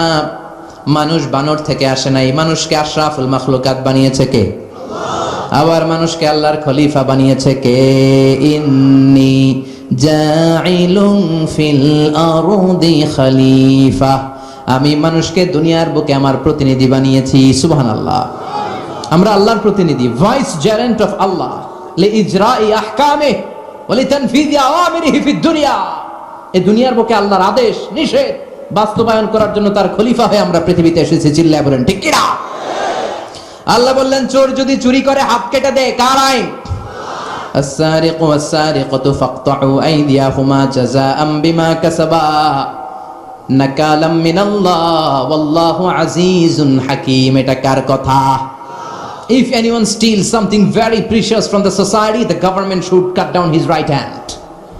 চুরি করলে যদি সাক্ষী সামন্তের দ্বারা প্রমাণিত হয়, আল্লাহর আদেশ হচ্ছে ওর ডান হাতটা কোপ মেরে কেটে দে।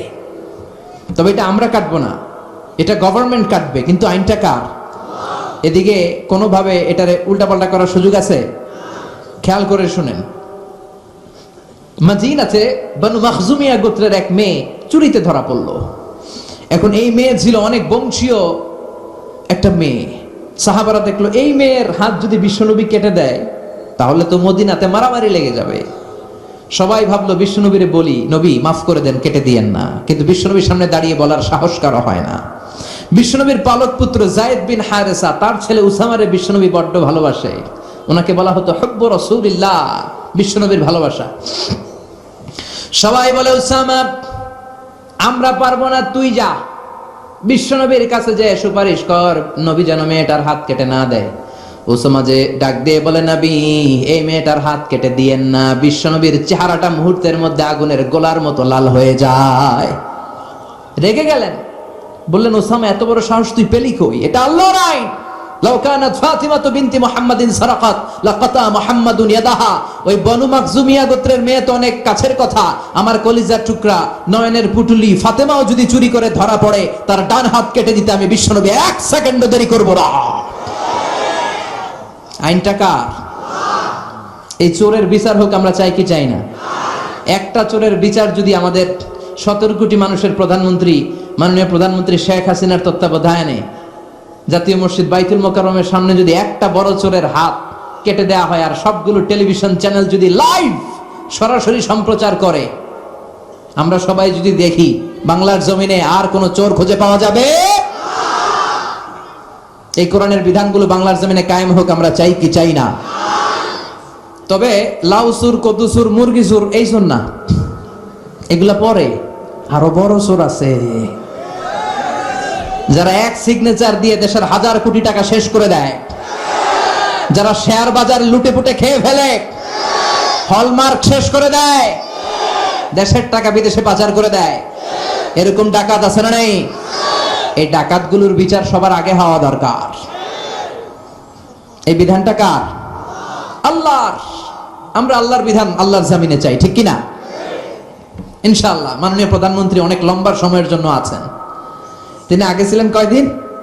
10 বছর। এখন পাইছে আরো 5 বছর। ইনশাআল্লাহ আস্তে আস্তে আস্তে আস্তে আস্তে আস্তে উনিও হয়তো এই সুন্দর সুন্দর বিধানগুলো বাংলাদেশটারে একটা শান্তিপূর্ণ দেশ হিসেবে গোটা বিশ্বের দরবারে পরিচিত করার জন্য এই বিধানগুলো হয়তো একদিন, আমরা আশা করি, আমরা স্বপ্ন দেখি, আমাদের প্রিয় প্রধানমন্ত্রী, মাননীয় প্রধানমন্ত্রী বাংলার জমিনে এই বিধানগুলো কায়েম করবে। জোরে কোন ঠিক কিনা? খলিফাতুল্লাহ ফিল আরদ। এই কাজগুলো বাস্তবায়নের জন্য আল্লাহ আমাদেরকে খলিফা বানিয়েছে। তবে আমি আপনি কাটবো না, জিনা করলে আমি আপনি মাথা কাটতে পারবো না, এটা সরকার করবে। এটা কে করবে? এজন্য আল্লাহ ডেকে বললেন, গোলাম, মানুষের পেটের সমস্যা বড় সমস্যা না, যৌন সমস্যা বড় সমস্যা না, মানুষ বানর না, মানুষ আশরাফুল মাখলুকাত, মানুষ সৃষ্টির সেরা, ঠিক কিনা? আবার মানুষ সবচাইতে শক্তিশালী, জানেন? জানেন না? মুসনাদে আহমদ ইবনে হাম্বলের বর্ণনা, আল্লাহ যখন পৃথিবী সৃষ্টি করলেন, পৃথিবী কাঁপতে শুরু করে দিল। পৃথিবীর কাঁপাকাঁপি দেখে আল্লাহ পৃথিবীতে পাহাড় গেড়ে দিলেন।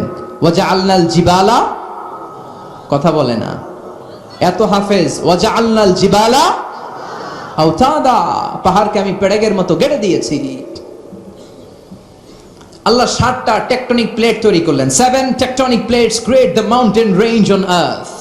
7টা টেকটনিক প্লেট পৃথিবীতে পাহাড় তৈরি করেছে। আল্লাহ 7টা পাহাড় দিয়ে পৃথিবীর কাঁপাকাঁপি বন্ধ করে দিলেন। ফেরেশতারা এটা দেখে অবাক। ফেরেশতারা বললেন, আল্লাহ, পৃথিবী কাঁপছিল আর আপনি পাহাড় গেড়ে দিয়ে পৃথিবীর কাঁপাকাঁপি থামিয়ে দিলেন। পাহাড়ের এত শক্তি?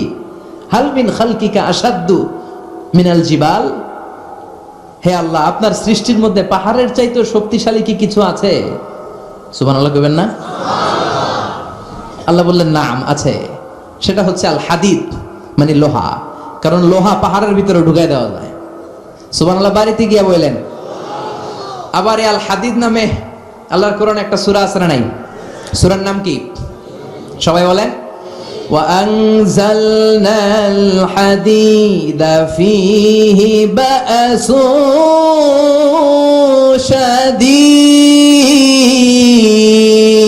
شديد। আমি আকাশ থেকে লোহা নাজিল করেছি, লোহার মধ্যে অনেক শক্তি আমি ঢুকিয়ে দিয়েছি। ওয়া মানাফিউ লিন-নাস, আবার লোহার ভেতরে মানুষের জন্য উপকার আছে না নাই? এমন কিছু বানানো যায় না লোহা ছাড়া। এই যে মাইক বানাইছে, লোহা আছে না নাই? ঘড়ি বানাইতে লোহা, বাড়ি বানাইতে, গাড়ি, কম্পিউটার, প্লেন, রকেট, বন্দুক। সুবহানাল্লাহ কইবেন না? সব কাজে লোহা লাগে। আল্লাহ বললেন, লোহা পাহাড়ের চাইতেও শক্তিশালী, পাহাড়ের ভেতরে আমি লোহা গেড়ে দিয়েছি। ফেরেশতারা বললেন, মাবুদ, বুঝলাম পাহাড়ের চাইতেও লোহা বেশি শক্তিশালী। হাল মিন খালকিকা শাইউন আসাদ্দু মিনাল হাদিদ। এবার আমাদেরকে বলেন, আপনার সৃষ্টিকুলের মধ্য থেকে লোহার চাইতেও শক্তিশালী কিছু আছে নাকি? আল্লাহ বললেন, লোহার চাইতেও শক্তিশালী আরেকটা জিনিস আছে, সেটা হলো আন্নার, মানে আগুন। সেটা কি? সবাই কোন? আগুনের স্পর্শ পেলে লোহাও গলে যায়। সুবহানাল্লাহ পড়েন। ফেরেশতারা বললেন, আল্লাহ, আগুনের চাইতেও শক্তিশালী কিছু আছে নাকি? আল্লাহ বললেন, আছে। সেটা কি? আল্লাহ বললেন, আল মা, মানে পানি। আগুনের মধ্যে যদি পানি ঢেলে দেয়া হয়, আগুন তার অস্তিত্ব হারিয়ে ফেলে, ঠিক কি না? ফেরেশতাদের প্রশ্নেরও শেষ নাই, আল্লাহর উত্তরেরও। ফেরেশতাদের কৌতূহল আরো বেড়ে যায়। ফেরেশতারা আবার বলে, মাবুদ, আপনার সৃষ্টিকুলের মধ্য থেকে পানির চাইতেও শক্তিশালী কিছু আছে নাকি? আল্লাহ বলে, আছে। আর রিহ, মানে বাতাস। মানে কি? বাতাস। কারণ বাতাসের ধাক্কায় সাগরের পানিতে দোলা খেলে, বাতাসের গর্জনে সাগরের মধ্যে উচ্ছ্বাস তৈরি হয়, শুরু হয় জলোচ্ছ্বাস, ঠিক কি না? ফেরেশতারা আবার অবাক হয়ে বলে, ও মাবুদ, এই বাতাসের চাইতেও শক্তিশালী কিছু আছে নাকি? আল্লাহ বললেন, বাতাসের চাইতেও শক্তিশালী আছে। ফেরেশতারা বলল, সেটা কি? আল্লাহ বললেন, বাতাসের চাইতেও শক্তিশালী আশরাফুল মাখলুকাত মানুষ। সকল ব্যথারে বোঝা বইতে পারে, সব জ্বালা যাতনাও সইতে পারে।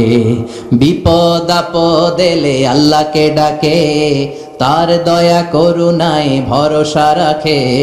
হারায় না হুশ, সেই তো মানুষ, সেই তো মানুষ। ঠিক কি না?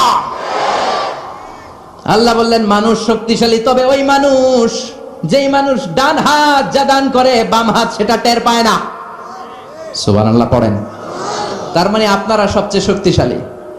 আল্লাহর এই স্টেটমেন্ট অনুযায়ী, মুসনাদ আহমদ ইবনে হাম্বলের রেফারেন্স অনুযায়ী, আজকে জামিয়া কাসিমিয়ার জন্য যারা দুহাত খুলে দান করেছেন, তাদের চেয়ে শক্তিশালী আল্লাহর জমিনে, আকাশের নিচে জমিনের উপরে দ্বিতীয় কেউ নাই। জোরে বলেন ঠিক কি না? সবচেয়ে শক্তিশালী তারা। ডান হাত যেটা দান করে বাম হাত সেটা টের পায় না, এরকম দানবীর আছে না নাই? যাকাত যখন দিতে মনে চায়, এইভাবে যাকাত দিবেন, কবুল করবে কে? দে যাকাত তোরা দে রে যাকাত, তোর দিল খুলবে পড়ে আগে খুলো খাত। দে যাকাত তোরা দে রে যাকাত। সুবহানাল্লাহ পড়েন। তার মানে মানুষের মতো মানুষ সবচেয়ে শক্তিশালী। মানুষের মতো মানুষ আশরাফুল মাখলুকাত। মানুষের মতো মানুষ হলো আল্লাহর খলিফা। কার কথা? সূরার নাম আরো জোরে পড়েন। আউযু বিল্লাহি মিনাশ শাইতানির রাজীম। বিসমিল্লাহির রহমানির রহিম। হাল আতা আলাল ইনসানি হিনুম মিনাদ দাহরি লাম ইয়াকুন শাইআম মাযকুরা। সুবহানাল্লাহ পড়ে। কষ্ট হচ্ছে? আর কয়েক মিনিট একটু বসে থাকা যাবে না? যাবে যাবে যাবে। ওঠা বসা করবেন না তো? এখন যেমনি চুপচাপ, পিন ড্রপ সাইলেন্ট, পিন পতন নীরবতা, আরো কয়েক মিনিট এরকম থাকবেন? ওঠা বসা করবেন না তো? যেহেতু জাফরি হুজুর বলেছে আমরা সব সময় দোয়া করি না, হাত তুলে এভাবে মুনাজাত অফিসিয়ালি করি না, কিন্তু 3 দিন ব্যাপী যেহেতু সমাবেশ, হুজুরের নেতৃত্বে আমরা সংক্ষিপ্ত একটা দোয়া করে একসাথে বরকত নিয়ে বিদায় নিব ইনশাআল্লাহ। পড়েন। হুজুরের হাতে দোয়া না নিয়ে কে কে চলে যাবেন একটু হাত তুলে দেখান, দোয়াতে শরীক না হয়। আগে আগে ওই আল্লাহর ওলিদেরকে একটু চিনে রাখি। থাকবেন থাকবেন সবাই থাকবেন। আপনারাও যেহেতু আদা করেছেন, আমি বেশি লম্বা সময় নিব না, অল্প 2-1 মিনিট, 2-1 মিনিট কথা বলে, 2-1 মিনিট কথা বলে। ঠিক আছে ঠিক আছে, ইনশাআল্লাহ ইনশাআল্লাহ ইনশাআল্লাহ। তবে ওয়াদা যেহেতু করেছেন, ওঠা বসা করা যাবে। তাকবীর পড়েন, লিল্লাহি তাকবীর। আল্লাহ বললেন, হাল আতা আলাল ইনসানি হিনুম মিনাদ দাহর লাম ইয়াকুন শাইআম মাযকুরা। প্রতিটা মানুষের জীবনে এমন একটা সময় এসেছিল, তখন উল্লেখ করার মতো সে কিছুই ছিল না। কার কথা? প্রতিটা মানুষের জীবনে একটা সময় এসেছিল, উল্লেখ করার মতো সে কিছুই ছিল না। এই যে হাল দিয়ে আল্লাহ শুরু করেছেন, এই ইস্তেফহামটাকে বলে ইস্তেফহাম তাকরীরি। এখানে হাল বিমানা কদ, হাল আতা ইয়ানি কদ আতা আলাল ইনসান হিনুম মিনাদ দাহর, ওয়া কদ লিতাহকিক। কদ আসে সুনিশ্চিত একটা ভাব দেখানোর জন্য। সুবহানাল্লাহ পড়ে। তার মানে আল্লাহ বললেন, প্রতিটা মানুষের জীবনে এমন একটা সময় ছিল, লাম ইয়াকুন শাইআম মাযকুরা, তখন মানুষটা উল্লেখ করার মতো কিছুই ছিল না। এই আল ইনসান দ্বারা আল্লাহ কি বুঝিয়েছে? অনেক তাফসীর এসেছে। কেউ বলেছে ইনসান দ্বারা উদ্দেশ্য হচ্ছে সাইয়েদানা আদম, আবার কেউ বলেছে ইনসান দ্বারা উদ্দেশ্য হচ্ছে পৃথিবীর সব মানুষ। সাইয়েদানা আদম যদি ইনসান দ্বারা উদ্দেশ্য হয় তাহলেও ঠিক আছে। আদম আলাইহিস সালামের জীবনেও এমন একটা লম্বা সময় ছিল, উল্লেখ করার মতো তিনি কিছুই ছিলেন না। সুবহানাল্লাহ পড়ে। আদম আলাইহিস সালামকে আল্লাহ নূর দিয়ে বানাইছে, তাই না? হ্যাঁ, কি দিয়ে? আরো জোরে, মাটি দিয়ে বানালেন। রাইসুল মুফাসসিরিন আব্দুল্লাহ ইবনে আব্বাস বলে, পৃথিবী থেকে আল্লাহ তাআলা মাটি নিয়ে আসলেন ফেরেশতাকে দিয়ে। ওই মাটিটার ধরন ছিল তিনুন লাজিব, এঁটেল মাটি। এঁটেল মাটি দিয়ে এত আঠা কিছু বানানো যায় না। ওই এঁটেল মাটির উপরে আল্লাহ 40 বছর বৃষ্টির পানি ঢাললেন। সুবহানাল্লাহ পড়েন। আকাশ বললেন ইয়া সামা আমতিরি আলাইহি 40 সানা, 40 বছর এঁটেল মাটির মধ্যে তুই বৃষ্টি ঢাল। 40 বছর বৃষ্টি ঢালার পরে এঁটেল মাটি হয়ে গেল কাদা মাটি, হামাইম মাসনুন। এবার হামাইম মাসনুন থেকে আল্লাহ সাইয়েদনা আদমের 60 গজ লম্বা দেহটা বানালেন মূর্তি। এভাবে মূর্তিটা রয়ে গেল 40 বছর। তারপর আল্লাহ সূর্যরে বললেন ইয়া শামসু হাররিকি আলাইহি 40 সামা 40 সানা, ও সূর্য মাটির আদমের দেহের উপরে এবার 40 বছর তুই কিরণ দে, তাপ দে। 40 বছর মাটির আদমের দেহের উপরে যখন সূর্যের তাপ পড়ে গেল, আদম হয়ে গেল সলসালিন কাল ফাখার, ঠনঠনে মাটি। সুবহানাল্লাহ। তাহলে প্রথমে এঁটেল মাটি 40 বছর, কাদা মাটি 40 বছর, ঠনঠনে টোকা মারলে এরকম ঠন ঠন আওয়াজ হয়, এরকম সলসালিন কাল ফাখার, এরকম ছিল 40 বছর। 3 40 কত? 120 বছরের এই লম্বা সময়ে লাম ইয়াকুন শাইআম মাযকুরা, উল্লেখ করার মতো আদমের কিছুই ছিল না। সুবহানাল্লাহ পড়েন। কারণ আদমের ভেতরে তখন আল্লাহ রুহু ফুকে দেয় নাই, রুহের ফুৎকার তখনও দেয় নাই, তাই লাম ইয়াকুন শাইআম মাযকুরা, উল্লেখ করার মতো আদম কিছুই ছিল না। এই পৃথিবীতে মানুষ বানানোর 3টা ক্যাটাগরি আল্লাহর, চিল্লায় বলেন কয়টা? বাবা নাই, মা নাই। এই পদ্ধতিতে আল্লাহ আদম আলাইহিস সালামকে বানালেন। আবার মা আছে, বাবা নাই। এই পদ্ধতিতে রব্বুল আলামিন ঈসা আলাইহিস সালামকে বানালেন। আবার বাবাও আছে, মাও আছে। এই পদ্ধতিতে আল্লাহ আমাদের সবাইকে বানিয়েছেন। ঠিক কি না? আদম আলাইহিস সালামের 120 বছর লাম ইয়াকুন শাইআম মাযকুরা। বুখারীর বর্ণনায় আমাদেরও জীবনের এমন 120 দিন কেটেছে যখন আমরা লাম ইয়াকুন শাইআম মাযকুরা, উল্লেখ করার মতো আমরা কিছুই ছিলাম না। সুবহানাল্লাহ পড়েন। ইন্না আহাদাকুম ইউজমাউ খালকুহু ফি বাতনি উম্মিহি 40 ইয়াওমান সুম্মা ইয়াকুনু আলাকাতান মিসলা যালিক সুম্মা ইয়াকুনু মুদগা মিসলা যালিক। আল্লাহু আকবার। তোমাদের সৃষ্টিটাও তোমাদের মায়ের পেটে এই পদ্ধতিতে হয়েছে। প্রথমে 40 দিন তোমরা ছিলা নুতফা, তারপরে 40 দিন তোমরা ছিলা আলাকা, তারপরে 40 দিন তোমরা ছিলা মুদগা। 3 40 এই 120 দিন যাবত আমরা লাম ইয়াকুন শাইআম মাযকুরা, উল্লেখ করার মতো আমরা কিছুই ছিলাম না। আমার কোনো নাম ছিল না, গ্রাম ছিল না, আমার কোনো পরিচয় ছিল না, আমার কোনো অস্তিত্ব ছিল না। একেবারে জিরো থেকে আমাকে আশরাফুল মাখলুকাত মানে হিরো বানিয়েছে কে? এজন্য আল্লাহ বললেন হাল আতা আলাল ইনসানি হিনুম মিনাদ দাহরি লাম ইয়াকুন শাইআম মাযকুরা।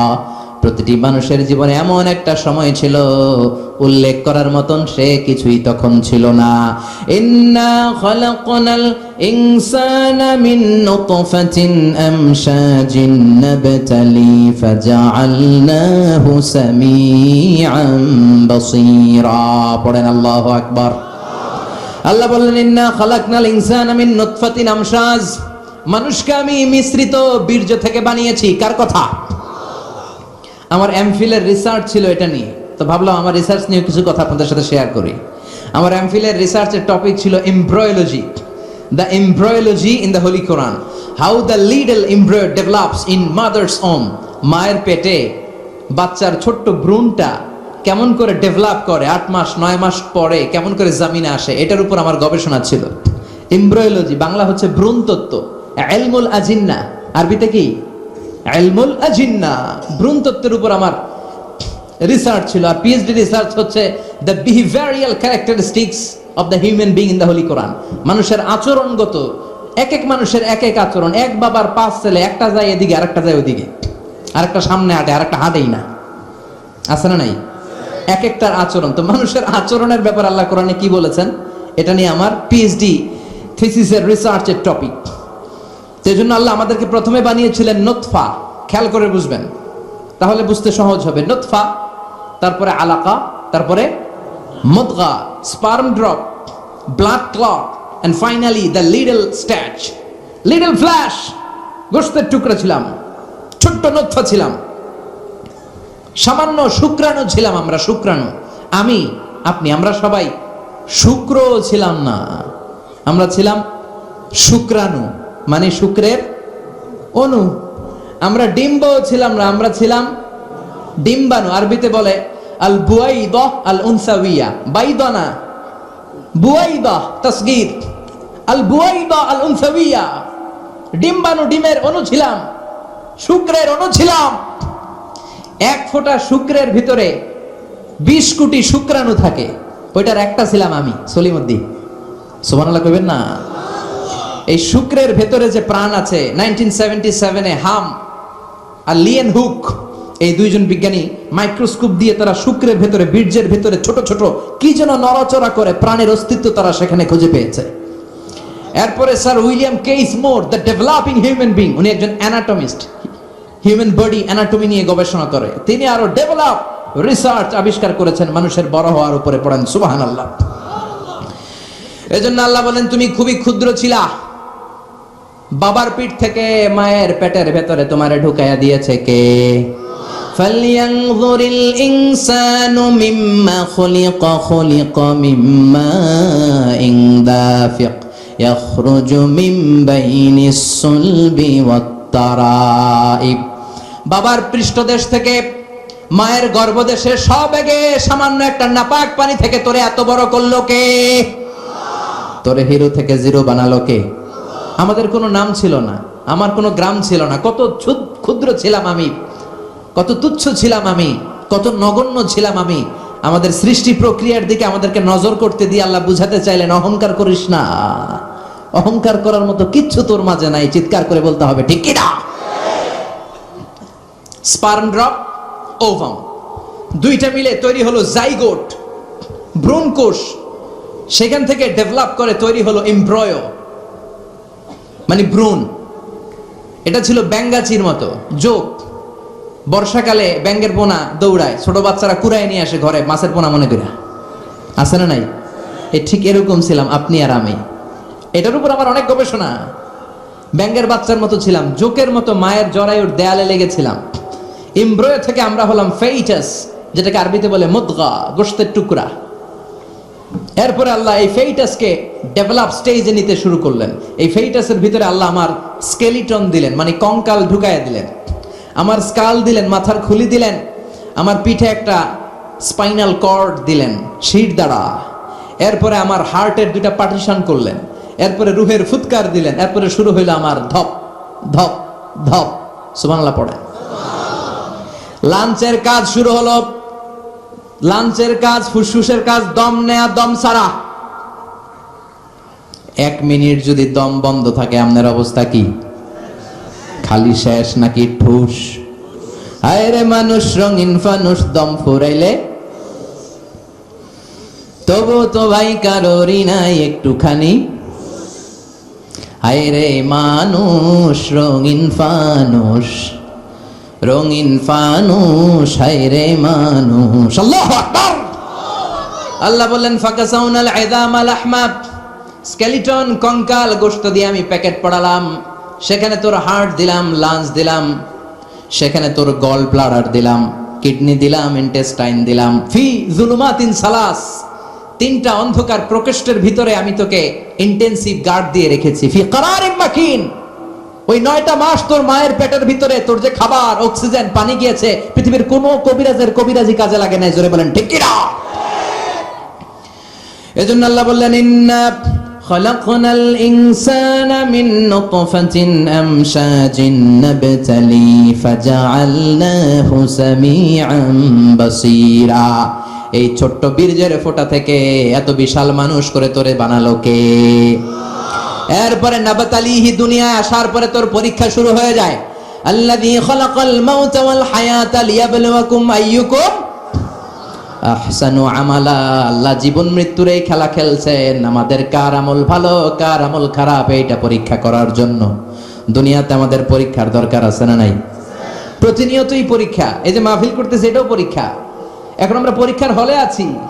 আমাদের পুরো জীবনটা একটা বিশাল পরীক্ষার হল। আল্লাহ দেখতে চাচ্ছেন আমার আমলটা কেমন, আমি কি ডানপন্থী না বামপন্থী, এটা দেখতে চায় কে?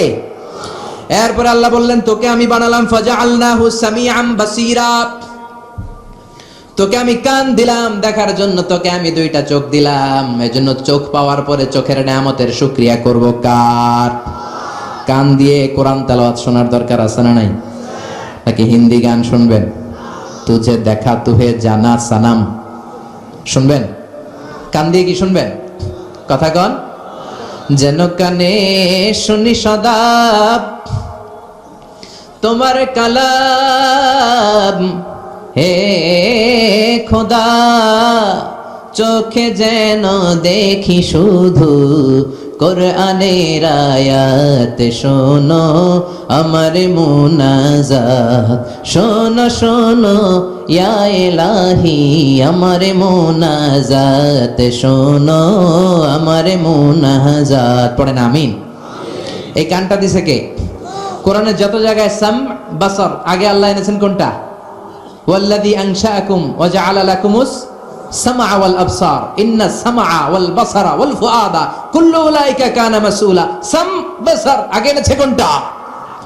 সাম মানে কান। এই শ্রবণ শক্তি আমাদের আগে অর্জিত হয়। মায়ের পেটের ভেতরে যখন ছিলাম তখন থেকে আমাদের কানের ভেতরে শ্রবণ শক্তি তৈরি করে দিয়েছে কে? এজন্য যে মায়েরা মহিলা প্যান্ডেলে আমার মাইকের আওয়াজ যদি আপনাদের কানে যায়, তাহলে আপনারা যখন গর্ভবতী থাকবেন, যখন পেটে আপনার বাচ্চা, তখনও কিন্তু আপনার বাচ্চার কানের শ্রবণ শক্তি কিছুটা শুরু হয়ে যায়, সে কিছুটা শুনতে পায়। এজন্য ওই টাইমে এমন কিছু শোনা উচিত না যেটা বাচ্চার মনে দেহে ইফেক্ট ফেলে। জোরে কোন ঠিক কিনা? ওই সময় যদি হিন্দি সিনেমা শোনেন, তুঝে দেখা তুহে জানা সানাম শোনেন, তাহলে এটা হইব ওই রকম, ঠিক কিনা? আর যদি তখন কোরআন শোনেন, তখন যদি বিশ্বনবীর হাদিসগুলো পড়েন, ওইটার একটা প্রভাব তার কানের ভেতরে আছে না নাই? এই যে কানের ভেতরে আল্লাহ এখানে একটা এয়ার ক্যানেল দিয়েছে, এই যে এটা, অনেকে কয় এটা দিছে কি লিগা? এটা কাইটা দিলে তো আপনি কান কাটা রমজান হয়ে যাবেন। এটা কেটে দিলে আপনি কথা শুনতে পাবেন না। এই এয়ার ক্যানেল দিয়ে সাউন্ড ওয়েভ, শব্দ তরঙ্গ আমাদের শ্রবণ ইন্দ্রিয়ের ভেতরে আওয়াজ শোনার অনুভূতি জাগায়। এটা এই এয়ার ক্যানেল দিয়ে ঢুকে। এই ক্যানেলটা এরকম 3-4টা রাস্তা না থাকলে আপনি কোনো আওয়াজই শুনতে পেতেন না। মা খালাকতা হাদা বাতিলা, এমনি এমনি কিছু দেয় নাই। এরপরে এটা ঢুকে কানের ভেতরে একটা এয়ার ড্রাম আছে। আল্লাহু আকবার। ফাজআলনাহু সামিআন বাসীরা। এয়ার ড্রামে যে এই সাউন্ড ওয়েভ, শব্দ তরঙ্গ যে নক করে, এই শব্দ তরঙ্গ যখন নক করে, তখন কানের ভেতরে মানুষের দেহের সবচেয়ে ছোট্ট একটা হাড্ডি আছে। দেহের 206টা হাড্ডি, এর মধ্যে সবচেয়ে ছোট হাড্ডিটা আল্লাহ কানের ভিতরে ঢুকায় দিচ্ছে। আউটার ইয়ারে নক করে, এরপরে মিডল ইয়ার, এরপরে ইলেকট্রিক্যাল সিগন্যালের মাধ্যমে এটা ট্রান্সমিট হয়ে ব্রেনের ভেতরে হেয়ারিং নার্ভ আছে, মানে শুনবার স্নায়ু, ওইটাতে যে আঘাত করে, ওই আঘাত করা মাত্র তারপরে আপনি শব্দটা শুনতে পান। এই যে 1.5 ঘন্টা ধরে আমার কথা শুনতেছেন, এই শব্দগুলো আপনার এয়ার ড্রাম, এয়ার ক্যানেল হয়ে, outer air, middle air, inner air হয়ে আপনার হেয়ারিং নার্ভ পর্যন্ত পৌঁছার জন্য প্রতিটি শব্দ এরকম প্রসেসিং হয়ে আপনার কানের ভেতরে ঢুকায় দিচ্ছে কে? এজন্য আল্লাহ বললেন সামিআন বাসীরা, তোরে আমি কান দিলাম, তারপরে সুন্দর তোরে 2টা চোখ দিলাম।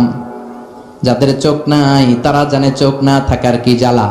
এই 2টি চোখ দিয়েছি বলে দেখো যে কত অপরূপ, নয়নাভিরাম খেতে খামারে জুড়াই জ্বালা, বিধুর ধূপ তোমার দেয়া চোখের শুকুর, জানাবো তার ভাষা কই, যতই দেখি ততই যেন পলক ছাড়া চেরই। ঠিক না? আল্লাহ বললেন আলাম নাজআল লাহু আইনাইন ওয়া লিসানান ওয়া শাফাতাইন ওয়া হাদাইনাহুন নাজদাইন। ও গোলাম, তোরে কি আমি চোখ দেই নাই? চোখ দিয়েছে কে? চিল্লায় বলেন, চোখ দিয়েছে কে? 2 মিলিমিটার ডাইমেনশনের এই ছোট্ট চোখ আমার। সবার 2 চোখ আছে তো, নাকি অনেকের 1 চোখ? চোখ ছাড়া কেউ আছেন? আহা, ওই ভাইদের কি জ্বালা। এটা আপনি বুঝবেন না, আমি বুঝবো না। যারা আল্লাহ দেয় নাই, পরীক্ষা নিচ্ছে, সে জানে। নাবতালিহি, চোখ না দিও আমি পরীক্ষা করি। তিনি কে?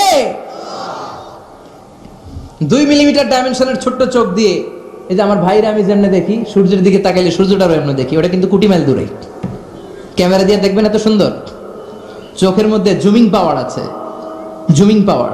দূরের জিনিসকে ক্যামেরায় টাইনা দেখা লাগে, আমাদের চোখে টানাটানির দরকার নাই, চোখটা খুলে তাকালেই দেখে ফেলাবেন। আবার যে ক্যামেরাগুলো দিয়ে হলিউড বলিউডের মুভি শুট করে, এগুলোর কোনোটায় 70, কোনোটায় 80, কোনোটায় 100 মেগাপিক্সেল। মেগাপিক্সেল ভিশনকে, দৃশ্যকে, সিনারিকে ক্লিন করে, সুন্দর করে। 70, 80, 100 মেগাপিক্সেল। কিন্তু আমাদের এক একটা চোখে আল্লাহ ফ্রি 475 মেগাপিক্সেল ঢুকায় দিছে। বিজ্ঞানীদের ধারণা human eyes can identify more than 10 million colours. আমাদের এই চোখগুলো খালি চোখে 10 মিলিয়নেরও বেশি ধরনের রং শনাক্ত করতে পারে। 1 মিলিয়নে 10 লাখ, 10 মিলিয়নে কথা কয় না 1 কোটি। 1 কোটি ধরনের রং আমরা শনাক্ত করতে পারি। সুবহানাল্লাহ পড়বেন না? এজন্য আল্লাহ বললেন ফাজআলনাহু সামিআন বাসীরা। ছোট্ট নাপাক থেকে, শুক্রাণু থেকে তোরে আমি বড় করলাম, চোখ দিলাম, কান দিলাম। এই চোখ দিয়ে শুকরিয়া করবি কার? কান দিয়ে শুকরিয়া কার? প্রতিটি অঙ্গের জন্য শুকরিয়া করব কার? এরপর আল্লাহ বললেন ইন্না হাদাইনাহুস সাবিলা ইম্মা শাকিরা ওয়া ইম্মা কাফুরা। ইন্না হাদাইনাহুস সাবিল, নিশ্চয় আমি তোমাদেরকে পথ দেখিয়েছি। আমাদেরকে পথ দেখায় কে? কথা কোন? ওয়া আলাল্লাহি কাসদুস সাবিল, পথ দেখিয়ে দেওয়ার কাজ হচ্ছে আল্লাহর। তিনি শুধু সৃষ্টি করেই বসে থাকেন নাই। আল্লাযী খালাকা ফাসাওয়া ওয়া কদ্দারা, কথা কয় না, ওয়া কদ্দারা ফাহাদা। সৃষ্টি করেছেন, সুবিন্যস্ত করেছেন, সবকিছুর জন্য পরিমাপ নির্ধারণ করে দিয়েছেন। তারপরে তিনি হেদায়েত দিয়েছেন। আল্লাহ ছাড়া কেউ হেদায়েত দেয় নাকি? আল্লাহর ওলিরা হেদায়েত দেয় না? বড় পীর আব্দুল কাদের জিলানী, বিশ্বনবী, কেউ হেদায়েত দিতে পারে? ইন্নাকা লা তাহদি মান আহবাবতা ওয়ালাকিন্নাল্লাহা ইয়াহদি মান ইয়াশা। ও নবী, আপনি চাইলে কাউরে হেদায়েত দিতে পারবেন না, হেদায়েত দেওয়ার মালিক কে? আল্লাহ দেয়। বিশ্বনবী যদি হেদায়েত দিতে পারতেন তাহলে তো চাচারাই হেদায়েত করতেন। চাচার নাম আবু তালেব, হেদায়েত দিতে পারছেন? কথা কোন? এন্তেকালের আগে অনেক বললেন, চাচা একবার পড়েন না আশহাদু আল্লা ইলাহা ইল্লাল্লাহু ওয়া আন্না মুহাম্মাদুর রাসূলুল্লাহ। চাচা কয় না, আলা মিল্লাতি আব্দুল মুত্তালিব, আব্দুল মুত্তালিবের শিরকি ধর্মের উপর আমি আমার শেষ নিঃশ্বাস ত্যাগ করলাম। বাঁচাইতে পারে নাই। পৃথিবীতে অনেক বাবা ছিল নবী, ছেলেরা হেদায়েত করতে পারে নাই। ছেলে ছিল নবী, বাবারে হেদায়েত করতে পারে নাই। স্বামী ছিল নবী, স্ত্রীকে হেদায়েত করতে পারে নাই। স্ত্রী ছিল আল্লাহর প্রিয় বান্দি, স্বামীরে হেদায়েত করতে পারে নাই। সাইয়েদনা ইব্রাহিম আল্লাহর নবী, বাবার হেদায়েত হয় নাই। সাইয়েদনা নূহ আলাইহিস সালাম আল্লাহর নবী, ছেলে কানানের হেদায়েত হয় নাই। লূত আলাইহিস সালাম আল্লাহর বড় পয়গম্বর, স্ত্রীর হেদায়েত হয় নাই। আসিয়া গোটা বিশ্বের সব মুমিন নারীদের জন্য মডেল, কাফেরের বউ মুমিন নারীদের মডেল। আসিয়া আল্লাহর প্রিয় বান্দি, কিন্তু স্বামী ফেরাউনের হেদায়েত। কারণ হেদায়েতটা দেয় কে? আল্লাহ হেদায়েতের অনেক মাধ্যম দিয়েছেন। ইম্মা বিল আকল আও বির রিসালা আও বিল কিতাব। আকল দিয়ে আল্লাহ হেদায়েত দেয়। আল্লাহ বুঝাতে চাইলেন তোর আকল খাটা, হেদায়েত পেয়ে যাবে। আকল চিনেন তো? Common sense. আল্লাহ প্রত্যেককে এটা দিয়ে পাঠায়। এটা অর্জন করা লাগে না, অর্জন করা লাগে ইলম। আর আল্লাহ দিয়ে পাঠায় কি? আকল। আকল আর ইলম দুইটা একসাথে রিফ্লেক্ট করলে ওইটা হিকমা হয়ে যায়, ওইটা উইজডম হয়ে যায়। এই এখানে উঠতেছেন কেন? এই যে আপনারা এদিকে তাকান, উঠতেছেন কেন? বসেন, শেষ করে দেই। হ্যাঁ, ওঠা বসা করবেন না, তাহলে বিশৃঙ্খলা হয়। বসেন। আমরা শুরুতেই ওয়াদা করেছি ওয়াল্লাযীনা হুম লিআমানাতিহিম ওয়া আহদিহিম রাউন। ওয়াদা করলে, প্রতিশ্রুতি দিলে সেটা রাখতে হয়। দুই একজন ওঠা বসা করলে এটা জলসার মধ্যে বিশৃঙ্খলা সৃষ্টি হয়। বসেন। আমরা ইনশাআল্লাহ একসাথে বিদায় নিব। আওয়াজ করে পড়েন ইনশাআল্লাহ। তাহলে আল্লাহ হেদায়েত দেন আকল দিয়ে। আকল, কমন সেন্স খাটালেই আল্লাহরে পাবেন। সাগরে দেখলেই, সাগরের ঢেউ দেখলেই বোঝা যায় সাগরের একজন রব আছে না নাই? ঝর্ণার দিকে তাকালেই বোঝা যায় ঝর্ণার মালিক আছে না নাই? ঝর্ণা ঝর্ণা ঝর্ণা রে, বলনা বলনা বলনা রে, করবি রহে পাগল পড়া তুই। কার মিলনে ফুল ফসলে ভরা রে তোর দুকুল ভুই। কার মিলনে ফুল ফসলে ভরা রে তোর দুকুল ভুই। ঝর্ণা ঝর্ণা ঝর্ণা রে, বলনা বলনা বলনা রে, করবি রহে পাগল পড়া তুই। সুবহানাল্লাহ পড়েন। এরপর আল্লাহ বললেন ইম্মা শাকিরা ওয়া ইম্মা কাফুরা। আমি আল্লাহ পথ দেখিয়ে দিলাম, এবার শাকির হবা না কাফুর হবা এটা তোমার ডিসিশন। শাকের ডাইনপন্থী, আর কাফের উত্তর দেন আওয়াজ করে, শাকের কাফের। রাস্তা দেখাই দিলেন আর বললেন ডিসিশন ইজ ইয়োর, সিদ্ধান্ত তোমার। ফেরেশতা আর মানুষের মধ্যে এই হচ্ছে মৌলিক পার্থক্য, যে ফেরেশতার সিদ্ধান্ত নেওয়ার কোনো সুযোগ নাই, ফেরেশতাদের শাকুর হইতেই হবে। কিন্তু আল্লাহ আমাদেরকে সুযোগ দিলেন, যেহেতু আশরাফুল মাখলুকাত, তুমি শুকরগুজার হতে পারো, হইলে নেয়ামত বাড়াইয়া দেব। আর কাফের হইতে পারবি, তাহলে ডান্ডার বাড়িও আছে। কথা কন। এখানে মাত্র আল্লাহ দুইটার কথা বললেন, শাকুরা কাফুরা। এই পুরো কোরআন যদি আপনি রিসার্চ করেন, মানুষের অনেক ধরনের আচরণ আপনি পাবেন। আল্লাহ কোরআনে বললেন কিছু মানুষ আছে যালুমান জাহুলা। হাফেজ যারা আমার হেল্প করেন, যালুমান। আচ্ছা, কিছু মানুষ আছে আকসারা শাইইন জাদালা, খাসিমুম মুবিন, আলাদুল খাসাম। কিছু মানুষ আছে কতুরা, কিছু আছে মানুয়া, কিছু আছে জাজুয়া, কিছু আছে ইয়াউসা। কথা কন। এক এক মানুষের এক এক আচরণ। এই বিহেভিয়ারাল ক্যারেক্টারিস্টিক্স নিয়ে কথা বলতে গেলে অনেক কথা, দুই একটা বলি, আমি শেষ করতেছি ইনশাআল্লাহ। পড়েন। মানুষের মধ্যে এক দল আছে মুযাবযাবিন, ডানেও যায় না বায়েও যায় না, কখনো এদিকে যায় কখনো ওদিকে যায়, এরকম আছে না নাই? فَإِذَا رَكِبُوا فِي الْفُلْكِ دَعَوُا اللَّهَ مُخْلِصِينَ لَهُ الدِّينَ فَلَمَّا نَجَّاهُمْ إِلَى الْبَرِّ إِذَا هُمْ يُشْرِكُونَ। কিছু মানুষ আছে যখন তারা বিপদে পড়ে যায়, বিপদে পড়লে জিকির করে কার? লা ইলাহা লা ইলাহা ইল্লাল্লাহু মুহাম্মাদুর রাসূলুল্লাহ সাল্লাল্লাহু। এরা বিপদে পড়লে আল্লাহরে ডাকে। সাগরে তুফান, রাকিবু ফিল ফুলকি দাআউল্লাহ মুখলিসিনা লাহুদ্দিন। তুফানে পয়রা ডাকে কারে? তুফান শেষ, আল্লাহ এরকম ডাকাইতেছে না নাই? নরসিংদীতে নাই? আছে আছে। বিপদে পড়লে আল্লাহরে ডাকে। আমিও একবার তুফানে পড়ছিলাম, গিয়েছিলাম বরিশাল, আপনাদের ওইদিকে। তো ফিরতেছি লঞ্চে, সদরঘাটে পৌঁছতে আরো 1 ঘন্টা লাগবে। মাঝখানে তুফান, তুফান শুরু, লঞ্চে জিকিরও শুরু। তুফান শেষ, হিন্দি সিনেমাও শুরু। হঠাৎ তুফান বাড়ে, হিন্দি সিনেমা বন্ধ হয়ে যায়, জিকিরের আওয়াজ বেড়ে যায়। ওই দিন দেখলাম হিন্দুরাও আল্লাহর জিকির করে, খ্রিস্টান নাস্তিক যারা আছে সবাই জিকির করে কার? মাঝে মাঝে লঞ্চটা কেঁপে ওঠে, সবাই কয় বাঁচাও। আমি কই কে বাঁচাইব? ওকে হুজুর আপনি বাঁচান। আমি বললাম আমি কেমনে বাঁচাবো? কে আপনি আল্লাহর মানুষ, আপনি দোয়া কালাম পড়েন, দোয়া কালাম পড়ে আপনি আমগরে বাঁচান। আমি কই তাহলে আমারে বাঁচাইব কে? আহা, বিপদে বললে আল্লাহরে ভুলে যায়। তো আল্লাহ এই ক্যারেক্টারিস্টিক্স, এই অ্যাটিটিউডকে আল্লাহ নাম দিয়েছে মুযাবযাবিন। বলেন কি নাম? লা ইলাহা উলা ওয়ালা ইলা। এরকম কি আমরা হব? নাকি আমাদের রাস্তা ইহদিনাস সিরাতাল, আমরা কি 2-3 রাস্তায় যাব? রাস্তা কয়টা? চিল্লায় বলো, রাস্তা কয়টা? এদের রাস্তা অনেকগুলা, একবার ডানে যায় একবার বায়ে যায়। এরা নেহি এদার নেহি ওদার, দারমিয়ান মে সাদার বাদার। এরা উপরে ফিটফাট, ভিতরে হ্যাঁ। সদরঘাট চিনেন?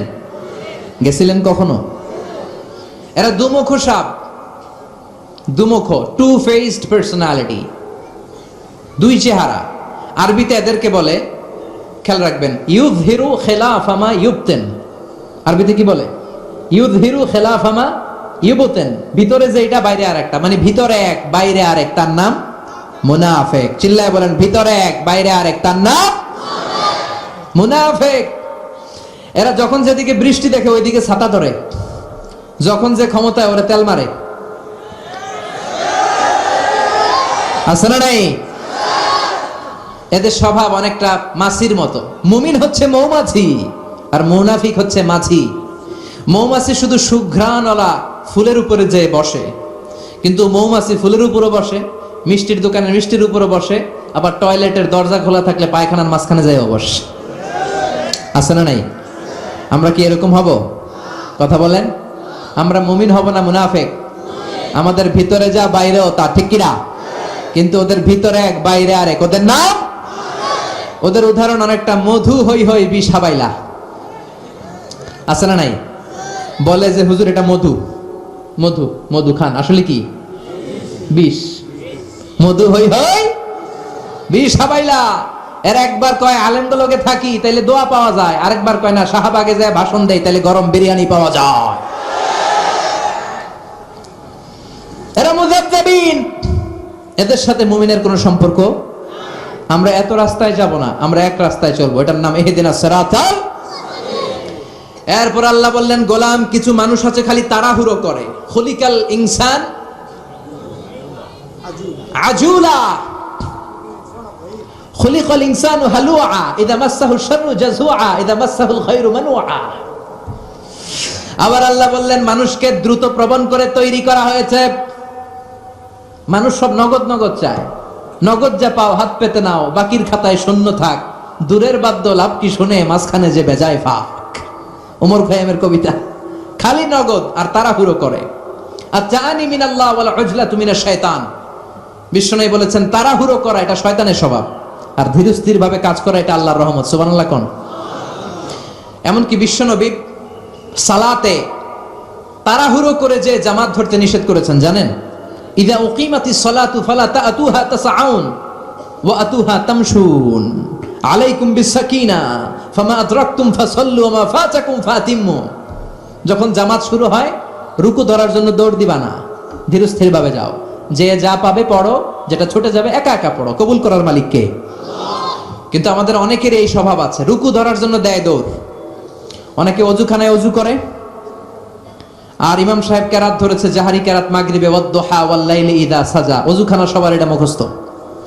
তো এত দ্রুত অজু করে সবার চিন্তা রুকু তো চলে যেতেছে।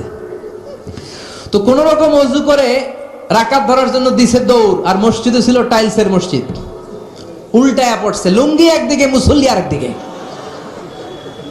এরকম আছে না নাই? খবরদার, ধীরস্থির ভাবে যান। আপনি কার সামনে হাজিরা দিতে যাচ্ছেন? আপনি দ্রুত গেলে আপনার হার্টবিট বেড়ে যাবে, ব্রেথ ইন ব্রেথ আউট। আপনি শ্বাস প্রশ্বাস নিলে হাঁপালে আপনি আল্লাহর কাছে খুশু খুদুর হাজিরা দিবেন কি করে? এজন্য বিশ্বনবী বলতেন সল্লু সালাতা মুআদ্দিব। ধীরস্থির ভাবে যে আল্লাহু আকবার বলে এমন ভাবে কাতারের মধ্যে দাঁড়িয়ে যাও, মনে করো এটাই জীবনের শেষ নামাজ। পারফর্ম দ্য সালাহ as if this is your last and final prayer. এমন ভাবে সালাত পড়ো, ভাবো এটাই হতে পারে তোমার জীবনের শেষ নামাজ, আর হয়তো সেজদা দেওয়ার সুযোগ পাবে।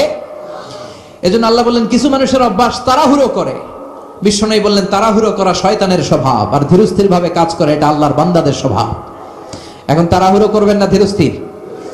তবে আবার বিশ্বনবী বললেন আল উজলাতু মিনাশ শাইতান ইল্লা ফি সিত্তাতি উমুর। খেয়াল রাখেন, তাড়াহুড়ো করা শয়তানের স্বভাব, কিন্তু 6টা জায়গায় তাড়াহুড়ো করলে কোনো সমস্যা। 1 নাম্বার আসসালাতু ফি ওয়াক্তিহা, সময় মতো নামাজের দরকার আছে না নাই? ওইখানে দেরি করা চলবে। সালাতে কায়েম করো, সালাতে কায়েম করো, হবে সম্মানী তুমি, হবে জান্নাতি তুমি, হবে সম্মানী তুমি, হবে জান্নাতি তুমি। দিবে কাল হাসরে শীতল ছায়া আরশে আজিম। রব্বিয়াল আলা রব্বিয়াল আযীম, রব্বিয়াল আলা রব্বিয়াল আযীম। সুবহানাল্লাহ পড়েন। তাহলে 1 নাম্বার সালাতের ওয়াক্ত হলে দেরি নাই, সালাত পড়বো, ঠিক কিনা? 2 নাম্বার তাজহিজুল মাইয়িত, মারা গেলে লাশ রাখা যাবে না, তাড়াহুড়ো করে দাফন কাফন। 3 নাম্বার তাজওয়িজুল বেকের, মেয়ে ছেলে প্রাপ্ত বয়স্ক বয়স্কা হয়েছে বিয়ে দিয়ে দেন। অনেকে দেয় না, আছে না নাই? কি করে জানেন? আরো ভালো সম্বন্ধ আসবে, আছে না নাই? ইযা জাআ আহাদুকুম মান তারদাউনা দীনাহু ওয়া খুলুকা ফাযাওয়িজু ইল্লা তাফআলু তাকুন ফিতনাতুন ফিল আরদি আও ফাসাদুন আরিদ। ভালো ছেলে সম্বন্ধ এসেছে, দিন আছে, আখলাক আছে, সব আছে, বিয়ে দাও। অনেকে কেন আরো বালা হোক, বালা দেখা দিমু।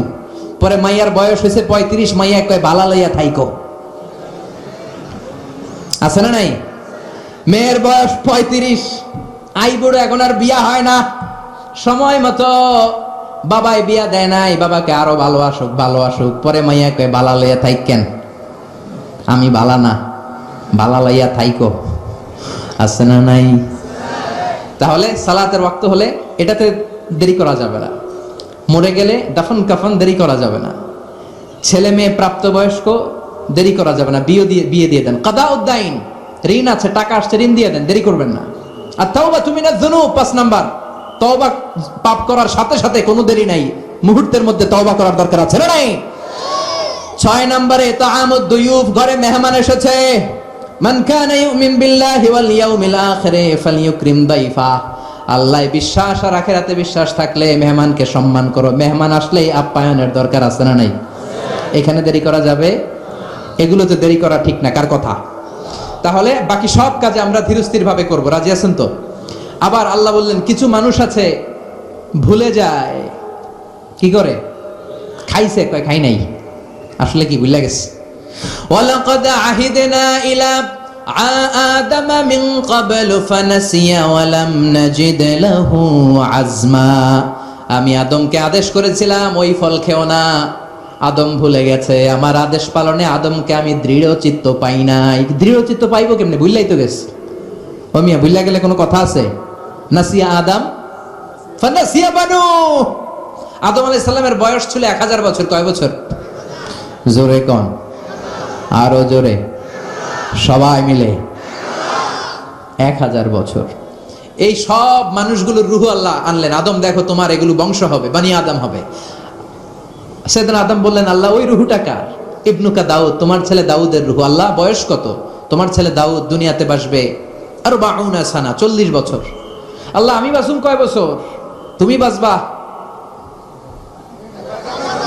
সবাই কন, তুমি বাসবা 1000। সাইয়েদনা আদম বললেন আল্লাহ আমার এত সুন্দর ছেলে দাউদ মাত্র 40 বছর, একটু বাড়ায় দেন না। আল্লাহ বললেন নো ওয়ে, রুফিআতিল আকলাম জাফাতিস সুহুফ, লেখা হয়ে গেছে, এখন তো বাড়ানো কমানো যাবে না রে আদম। সাইয়েদনা আদম বললেন আল্লাহ আমার 1000 বছর থেকে 60 বছর দিয়ে দিলাম। 60 বছর দিয়ে দিলে দাউদ আলাইহিস সালামের কত হয়? মাশাআল্লাহ, ভালো গণিত জানেন তো আপনারা। 100। আর আদম আলাইহিস সালামের 1000 থেকে 60 কমে গেলে কত? 940। সাইয়েদনা আদম পৃথিবীতে এসে বসবাস শুরু করলেন। 940 বছর বয়সে মালাকুল মাউত এসে হাজির। কেন আসছেন? কয় জিইতু আন আকবাদা রূহাক, রূহ কবজ করতে আসছি। কয় আগে আসছেন কেন? আমি 1000 বছর বাঁচুন।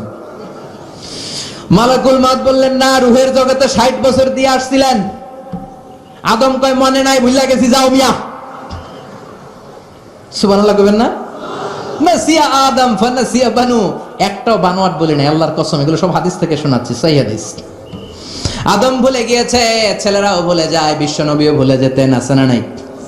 বিশ্বনবীকে জানিয়ে দেয়া হয়েছিল কদরের রাতটা কবে, বিশ্বনবী ভুলে গেলেন।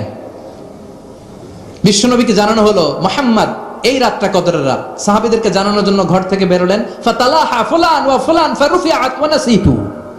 ঘর থেকে বেরোয় দেখে দুইজন ঝগড়া লাগছে। বিশ্বনবী ঝগড়ার দিকে এত মন দিছে, আল্লাহ যে কয় তারিখের কথা কইছিল এটা ভুলে গেছে। সুবহানাল্লাহ কইবেন না? এজন্য বিশ্বনবী বললেন ফালতামিসু ফিল আশরিল আওয়াখিরি মিনাল ভিতর, রমজানের শেষ 10 দিনের বেজর রাতে কদর তালাশ করো। 21, 23, 25, 27, 29। আমগো দেশে পালন করে কয় তারিখ? 27। ওই বছর যদি 23-এ রমাদান কদর হয়ে যায় তো কি করবেন? কপাল পড়া হবেন আপনি। এজন্য কপালওয়ালা তারা যারা এই 5টা বেজর রাতে সমান তালে ইবাদত করে, ঠিক কিনা? আবার বিশ্বনবী কোরআন ভুলে যেতেন। আল্লাহ বললেন নবী ভালো করে পড়েন। বিশ্বনবী ভালো করে পড়ার পরেও মাঝে মাঝে কোরআন মনে রাখতে পারে না। আল্লাহর কাছে দোয়া করলেন আল্লাহুম্মা যাক্কিরনা মিনহুমা নুসিনা ওয়া আল্লিমনা মিনহুমা জাহিলনা। আল্লাহ যা ভুলে যায় স্মরণ করিয়ে দেন। আল্লাহ বললেন সানুকরিউকা ফালা তানসা। ঠিক আছে নবী, ঠিক আছে, ইউর দোয়া ইজ অ্যাকসেপ্টেড। আজকে থেকে এমন ভাবে আপনারে পড়ায় দিব মরণের আগে একদিন আগেও কোরআন আর ভুলবেন না। সুবহানাল্লাহ। আবার কিছু মানুষ আছে ইয়াউসা, নিরাশ হয়ে যায়। মুমিন কখনো নিরাশ হয়? কথা বলে না। লা তাইয়াসু মির রাউহিল্লাহ ইন্নাহু লা ইয়াইয়াসু মির রাউহিল্লাহি ইল্লাল কওমুল কাফিরুন।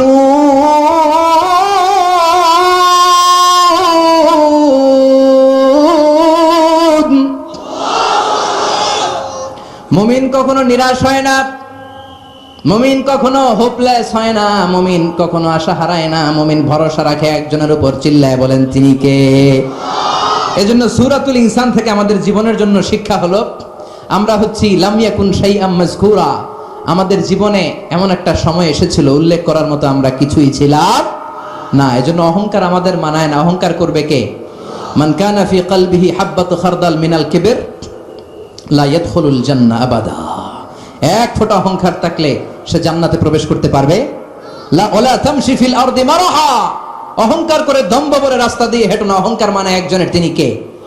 আল্লাহ বলেন আল কিবরিয়া উ রিদাই, অহংকার আমার চাদর, ওয়াল আযামাতু ইজারি, বড়ত্ব আমার লুঙ্গি। যে অহংকার করে ওই বেয়াদবটা কেমন যেন আমার চাদর ধরে টানাটানি করে, আর যে বেয়াদব আমার চাদর ধরে টানাটানি করে ওরে আমি জাহান্নামে দেব। আমি ভ্রুক্ষেপই করি না, চিল্লা এখন ঠিক কিনা? এজন্য মুমিন অহংকার করে না, মুমিন হয় বিনয়ী। মান তাওয়াদা তারাফা, আপনি বিনয়ী হলে আপনারে উঠাই দিবে কে?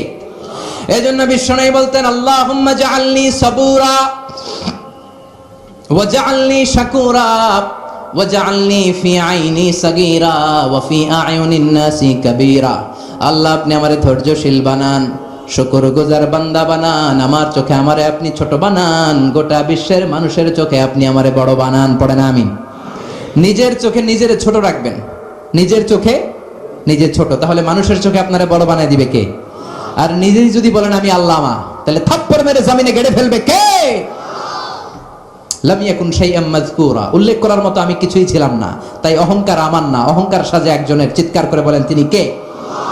এরপর 2 নম্বর শিক্ষা হচ্ছে ফাজআলনাহু সামিআন বাসীরা। আল্লাহ অনেক নিয়ামত আমাদের দিয়েছেন, এই নিয়ামতগুলোর শুকরিয়ার দরকার আছে না নাই? লা ইন শাকারতুম ওয়া লা ইন কাফারতুম, নিয়ামতের শুকরিয়া করো, নিয়ামত বাড়িয়ে দেব। কুফরি করবা, জেনে রাখবা আমার আযাব বড় কঠিন। আমি আল্লাহ সব সময় ধরি না, ধরলে ধরে ধরে ধরে না, ধরলে আল্লাহ। 3 নম্বর আয়াতে আল্লাহ বলেন আমি পথ দেখিয়েছি, ইম্মা শাকিরা ওয়া ইম্মা Kafura, the decision is years. সিদ্ধান্ত তোমার, তুমি কি শাকুর হবা নাকি কাফের হবা? তুমি কি ডানপন্থী হবা না বামপন্থী হবা? তুমি কি জান্নাতি হবা না জাহান্নামী হবা? সিদ্ধান্ত কার? এজন্য যতদিন আমরা বেঁচে থাকি আমরা ডান পথে চলবো, আমরা সিরাতুল মুস্তাকিমের পথের সৈনিক হব, আমরা ডান দিকে চলবো, আমরা জান্নাতের সৈনিক হব। চিল্লা এখন ঠিক কিনা? আর সব সময় প্রশংসা করবো একজনের, চিল্লায় বলেন তিনি কে? তাহলে মানুষের মতো মানুষ হওয়া যাবে। এই কোরআন এসেছে আমাদেরকে মানুষের মতো মানুষ বানাতে। শুরুতে বলেছিলাম, ভুলে গেছেন বোধহয়, কি বানাতে এসেছে? কোরআন পড়লে মানুষের মতো মানুষ আমাদেরকে বানাবে কে?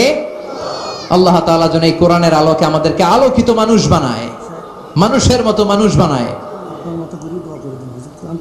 আল্লাহ তাআলা আমাদের সবাইকে কবুল করে নেক। আমরা পড়ি আমিন।